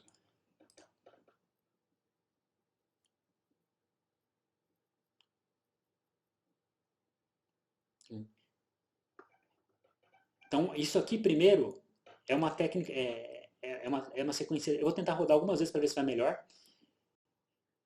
Apesar dele estar com o frame um pouquinho quebrado, tenta prestar atenção na reação do pé dele no chão em cada passada. Cada passo que ele dá, para onde que isso empurra o corpo dele. Eu vou rodar algumas vezes e vocês, eu acho que vai ficar clara a diferença na hora que a gente rodar o outro lá. Então, assim, nitidamente um atleta com boa capacidade física, mas que ele tem uma dificuldade um pouquinho de direcionar a força dele no uso das técnicas. Vocês viram que esse aqui, o frame fica muito pior, né? O atleta congela muito mais aqui porque ele é muito mais rápido, por isso que está pior para vocês verem, tá? Mas olha a diferença, como cada passo que ele dá, parece que o pé apoia melhor no chão. Ó, soltou, dá um passo. Olha como parece que todos os pés saem soltos. Ó. Ele está em velocidade, mas você não vê grande firmeza aí no apoio das técnicas. Ele consegue executar, mas tudo isso gera um produto que a altura do salto dele é diferente, a velocidade do giro dele é diferente, o quanto que ele salta no segundo salto, o quanto ele consegue girar é diferente. Se vocês olharem o segundo atleta, vocês vão ver que todo esse apoio no chão é muito mais bem utilizado. Olha como a transição aqui ela é clara. Ó. Ele faz um pêndulo aqui, usa o apoio, olha como isso vira altura no salto dele. Então você vê a capacidade física se transformar na melhoria da execução da técnica, e é isso que a gente fala lá do atleta com capacidade acima da curva. Vou até tentar parar aqui, ó. Isso aqui, ó, quanto que ele está alto aqui, fora do chão? Você vai comparar, vamos comparar aqui, tentar parar. Aqui, ó, para dar a sugestão de altura, ele encolhe aqui, ele se encolhe, ele tem dificuldade de subir. Então, olha a diferença de domínio da técnica, postura corporal para execução. Então, você vê que o desenvolvimento do atleta bem resolvido muda muito. E quando eu estou falando aqui de competição, eu estou falando aqui na esquerda de um atleta que consegue nas competições internacionais entrarem naquele nível superior. Ele é um atleta de 2,50 baixinho. Na direita, você tem aquele atleta que eu falei para vocês do 2,70. Então a gente olha, a gente vê diferenças óbvias, vê que tem uma grande diferença, e quando a gente fala em competições, é 0,20 de diferença na performance. 2 desequilíbrios do outro cara pode igualar uma competição dessa, tá? do atleta de maior nível. Mas é importante a gente fazer esse exercício, comparar os bons atletas aqui, assistir eles do lado de atletas de nível internacional, para que cada vez a gente vá tendo mais clareza desses métodos. Ó. Opa. Execução, né? Conformidade entre técnica e capacidade atlética. Tá? Então, assim, muitas vezes a gente vai ver atletas que se propõem a fazer técnicas que eles não estão preparados, tenta fazer um salto com giro além do que ele é capaz. Então, assim, é importante você identificar na rotina do atleta que ele fez uma técnica compatível com o nível dele. Muitos atletas se perdem em competição, perdem muito tempo, perdem muito ponto por arriscar coisas que não estão preparados para fazer. Tá? E isso aí vai impactar na avaliação de performance dele, porque vai ficar claro que ele não conseguiu cumprir os elementos da rotina dele. Então, assim, não tem como você falar que um atleta desse não tem problema de fundamento. Ele colocou elementos na rotina dele que ele não consegue cumprir, e além de tudo, são elementos que acabam custando pontos nas outras áreas. Ele vai perder deduções, vai ter outros problemas técnicos, né? Quando a gente fala de rotina padronizada, se o atleta fez a sequência correta, né? Se ele fez uma rotina adequada ali de forma adequada do que ele está competindo, impacto de eventuais erros, tá? É importante a gente entender que tem erros que participam da avaliação de performance geral e tem erros que não. Você vê, às vezes, eu vou desenhar 2 cenários. Tá? Você tem um atleta de altíssimo nível. Ele teve um deslize, derrubou a arma, pegou e continuou a rotina dele perfeitamente. Ele teve um problema pontual. Você sabe que aquela derrubada de arma não teve a ver com o nível da rotina dele. E você sabe que vai ter um árbitro lá que vai dar uma dedução para isso. Que ele vai ser punido, ele vai perder um código por aquilo lá. E isso vai interferir vai interferir na nota dele, mas não afetou a performance, então você pode avaliar ele normalmente. Da mesma forma, pode ter o atleta que derruba a arma e se desconstrói, perde a concentração, começa a gerar outros erros, o nível da performance dele cai. Então, eventualmente, existem erros que o atleta vai sofrer dedução, que a dedução é o suficiente, isso não vai interferir na sua avaliação de performance. Mas, às vezes, esse erro que o atleta tem uma dedução, vai gerar outros impactos na rotina e você tem que saber mensurar, avaliar apropriadamente o nível do atleta para considerar o quanto isso afetou a performance dele. Né? E isso aqui entra um pouquinho a gente diferenciar o atleta que tem uma deficiência, né? Ele tem uma técnica errada, e o atleta que teve uma técnica pontualmente mal executada. Tá? Então, assim, eu não vou determinar o nível de um atleta porque teve uma pull na rotina que ele teve problema. Mas eu olhei todas as posturas dele, o método técnico é perfeito. Então, assim, ele teve um deslize. Então, aquilo, é claro, tem uma pequena interferência dele na performance, é diferente do atleta que apresenta problema sistemático, que você consegue ver que ele tem um fundamento deficiente e isso interfere muito. Entra muito naquilo que a Vilma falou sobre o atleta que tem problema postural, que vai afetar toda a rotina dele. Pode acontecer de um atleta, às vezes, por um desequilíbrio numa técnica, uma dificuldade, ele perde rapidinho o ajuste postural, ele sofre um erro por causa disso, mas o restante da rotina dele, a postura é perfeita. Então, assim, aquele erro, ele vai sofrer a dedução, mas ele tem uma interferência mínima na avaliação de performance do atleta. Bom, eu acho que é isso, pessoal. Eu vou passar por Nantion bem rápido, tá? Mas bem rápido mesmo, porque muita coisa é repetição. Alguma dúvida do que a gente falou aqui? Deu para entender um pouquinho como a gente faz essa ponte entre o método técnico e a forma de avaliar a performance geral? Pode falar. Rodrigo, o atleta que ele não escreve 2 pontos, ele já começa ali com já não tem os 2 pontos de Nandu. Ele é avaliado em performance como?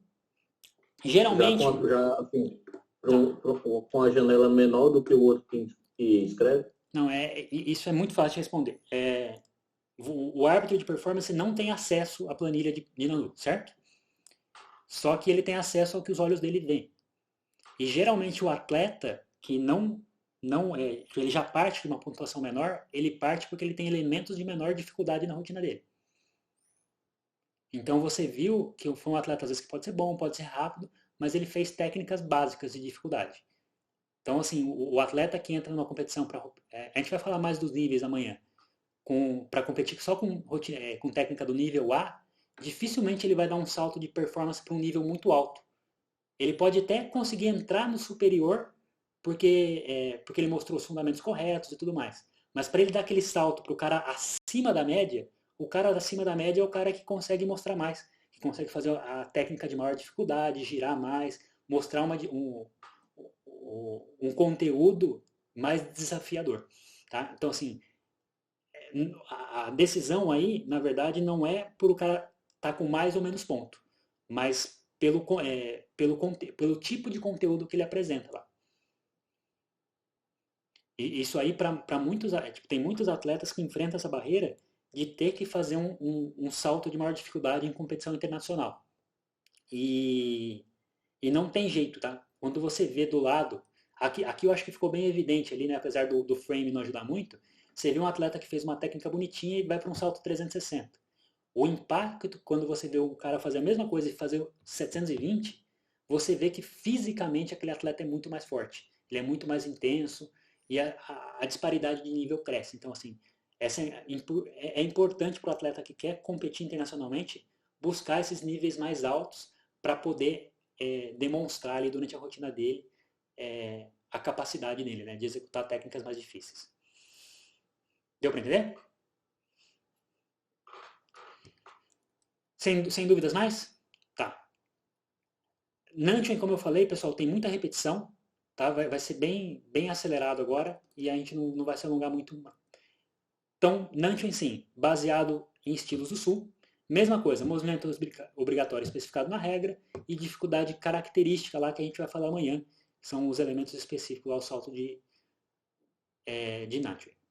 Os estilos do Sul, principalmente Hong Jia Chuan, que aqui é mais popular como Hungar, é uma das principais bases aí que a gente vai ver. Liu Jia Chuan, Sai Jia Chuan, Li Jia Chuan, Hong Wu, Hong Chuan. Esse Hong Chuan, se vocês lembrarem, aparece um Hong Chuan também lá no Tianjin, tá? Mas são Hong Chuans com Hanzi diferente. Mo Jia Chuan, que é um Moká, né? Yong Chun Chuan, que é o Wing Chun, Uzu Chuan. Bom, muitos desses não são tão populares aqui, mas são estilos que têm são fundamentos muito similares entre eles, tá? E assim, se a gente pensar nos fundamentos de Hungar, ter uma ideia ali, eles servem para permear boa parte das técnicas de Nanchen. Aqui, as questões lá de divergência são as mesmas coisas, tá? Aquele contexto da escola tradicional, que é um pouquinho diferente, o jeito de se praticar tradicional, e essa questão do aspecto esportivo, que a técnica está em constante desenvolvimento, tudo mais. Essa mesma divergência, quando a gente fala, tipo, a gente vai olhar para o estilo tradicional e vai olhar para o Nanchen, a gente vai achar algumas diferenças por causa desse processo que teve de padronização, de estudo, do atleta profissional desenvolver a técnica ser constantemente estudada, desenvolvida. Então é o contexto de buscar desenvolver a técnica para o esporte. As técnicas obrigatórias aqui não vou ler todas, porque a gente vai passar uma a uma aqui. Então, Hujiao, garra, Kwakai Chen, essa batida de cima para baixo. Pao Chuan, técnica obrigatória em Nanchen. Kung Chao, soco para baixo. Posturas, Kung Pu, Ma Pu, Pu Bu, baixo, lembra lá? Igual tem que ser no Tianjin, força igual. Shi Pu, Tie Bu, Chi Long Pu, Chi Lin Pu, que é essa passada aqui, cruzada. Han Ti Dui, o chute cruzando na diagonal. Esses são os 12 elementos obrigatórios lá para Nanchen. Aliás, eu falei que o Nanchen mudou o conteúdo, o Nanchen não mudou não, tá? O Nanchen só mudou que adicionou Mapu, que não tinha antes. Performance, a parte de estrutura é idêntica ao do Tianjin, vai ter a mesma, a dificuldade progressiva nos compulsórios, tempo do opcional, elemento obrigatório vai preencher toda a rotina, o atleta vai usar uma ou duas técnicas diferentes, e é aquela questão da dinâmica progressiva. Tronco. Os atletas vão usar mais flexão de tronco, tá? Rotação com menor amplitude, uso do peso do tronco nas finalizações. O atleta vai sempre projetar a escápula para frente para dar peso nos golpes. Se a gente pensar até no Hungar, né, é muito parecido com aquele com ataque de urso, ataque de tigre, que você vê aquele atacar com a garra jogando o peso das costas nos movimentos.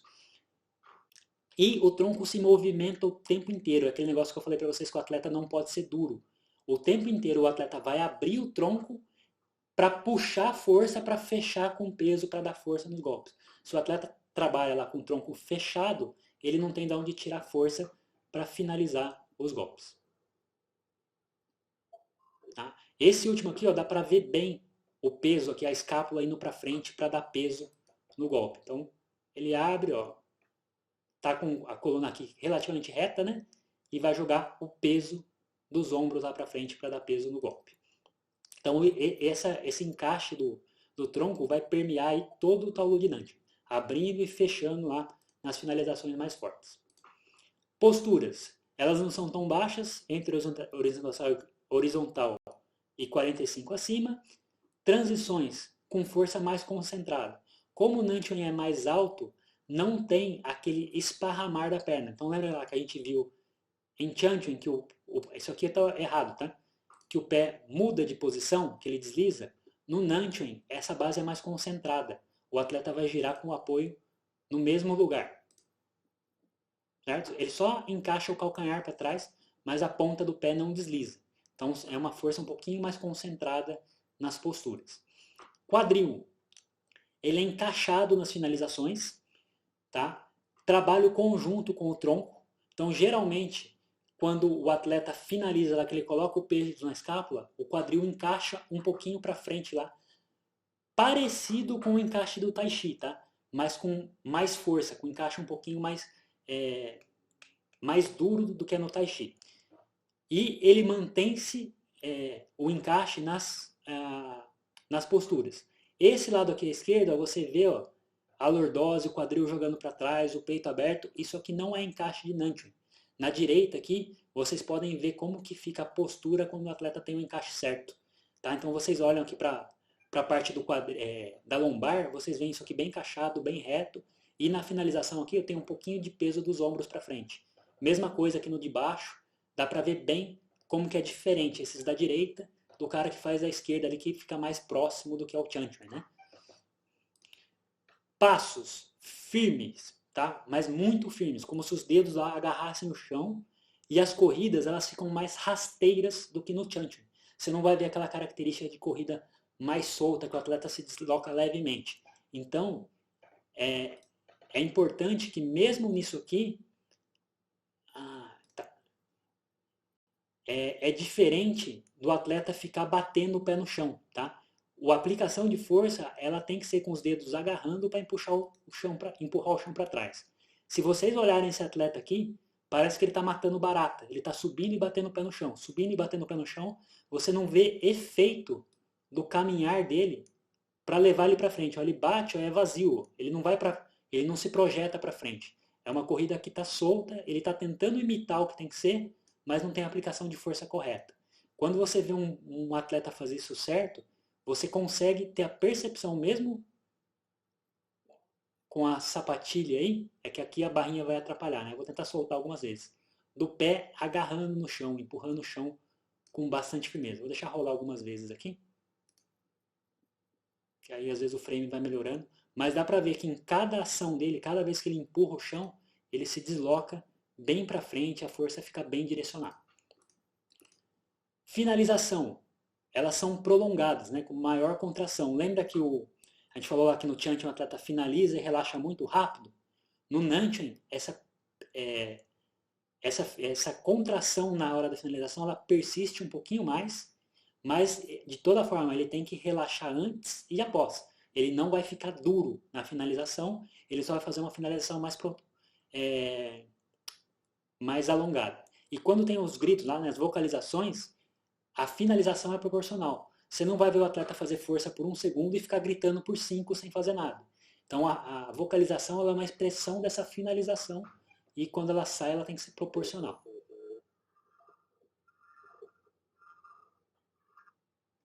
Tá muito baixo, né? Vou tentar aumentar bem aqui.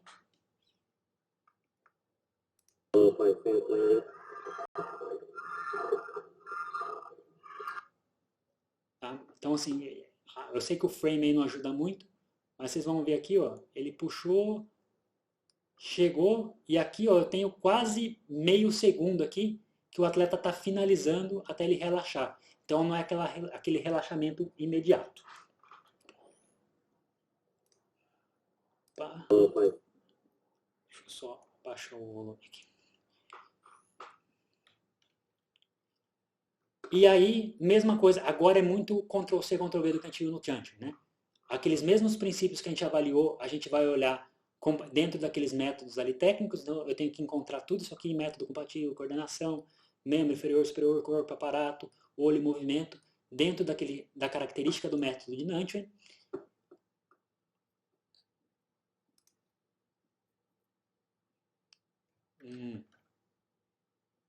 E aqui, ó, só esse último ponto, né, que a gente falou lá do uso do corpo como um todo, esse primeiro aqui dá para ver bem, ó, um atleta que faz um soco com o braço. Ele faz a base ali, mas você não vê nada do movimento dele encaixar para transferir a força. É diferente de quando você vê um atleta de nível superior lá, que você vê o corpo dele todo trabalhando para dar força no golpe. É muito claro lá, ó, como tudo se encaixa, o quadril puxa, a força da transição da perna, tudo trabalha junto para que essa finalização fique melhor. Capacidade atlética, exatamente as mesmas coisas, a gente vai procurar lá no Nanchen em cima das características. E também lá, o exemplo do Marcelo, aí, que é o melhor atleta que a gente teve nos últimos anos, comparado com um atleta de nível um pouquinho maior.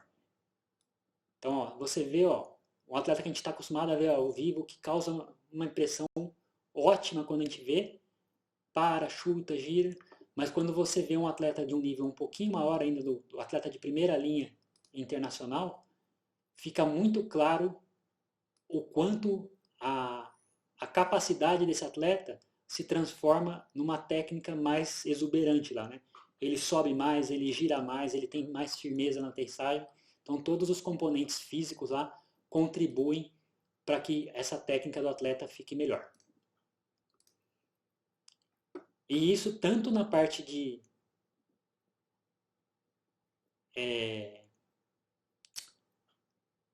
dificuldade quanto nas partes básicas, né? Então assim, ó, mesmo aqui sendo devagar, ó, vocês vão conseguir ver, olha a firmeza dos passos. Tá certinho, tá bem definido, tá bem direcionado, mas quando o passo vem junto com uma imposição física maior, o atleta consegue colocar mais energia em cada técnica, dá para ver, ó, que na primeira pisada você já vê a força, pum, e você vai ver que isso aqui sai, ó, transfere para uma técnica que ele transiciona com muito mais velocidade porque ele está conseguindo aplicar mais força no chão. Então, é a parte física fazendo a técnica brilhar ainda mais, mostrar que é um atleta de nível diferente. Mesma coisa do que a gente falou para Chanting na parte de execução, igualzinho, e fechamos por aqui. Deu para ter uma clareza de como funciona, né? Como a gente olha para Chanting e Nanchen, e um pouquinho das diferenças, né? Das características que tem um estilo para o outro. É muito comum, a maioria dos estilos tradicionais que a gente tem aqui, eles estão num meio termo entre o Nanchen e o Chanting. Mesmo os estilos do sul, eles não são às vezes tão duros, tão intensos, eles estão mais para a esquerda, tipo, mais para o lado aqui da técnica um pouquinho mais leve, e os estilos do norte não são tão relaxados. Como a maioria dos atletas tem iniciação às vezes no tradicional, eles partem desse fundamento, e claro, né, tem pouca referência de atletas de ponta para treinar, a gente vê nossos atletas com muita dificuldade para fazer esse passo final, sabe? Encontrar essa transição para virar o atleta aí que entrou no nível superior para ser um atleta de primeira linha. Então a gente ainda tem esse gapzinho aqui para conquistar, e assim, a esperança, assim, o que a gente vê é que a gente consiga ver uma próxima geração que chegue e absorva o que é essa aqui que está competindo agora mais cedo, tenha mais tempo para se desenvolver, e se a gente for tendo essa transição de uma geração para outra, naturalmente a gente vai ver o esporte crescer no Brasil. Bom? E aí, pessoal, dúvidas? Tudo tranquilo? Então, eu acho que é isso, tá? Para amanhã, o Renato vai apresentar um pouquinho dos estilos tradicionais, tá? Os principais que a gente tem no país, tá? Um pouquinho dessa mesma ideia, né? A gente entender as características de cada um, o que a gente tem que olhar. E assim, mesmo que a gente não faça de forma tão repetitiva, né? Fazendo essa ponte com os elementos que a gente olha dentro da performance geral, já começa a trabalhar isso na sua cabeça.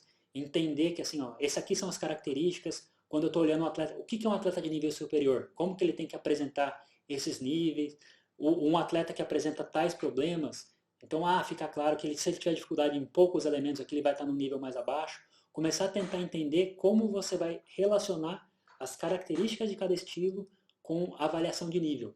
Tá? É claro que com a prática, às vezes vão surgir situações específicas, que você vê um atleta que é muito fora, um atleta que traz uma situação muito diferente, e a gente vai ter margem para discutir, para conversar, mas o geral, assim, de como se aplica, vai dar para entender bem e exercitar, assim, aplicar o entendimento de um método dentro do que a regra lá estipula, é o principal exercício para trabalhar bem dentro da performance. E, além do Renato apresentar aí a parte dos estilos tradicionais, a Vilma vai entrar também bastante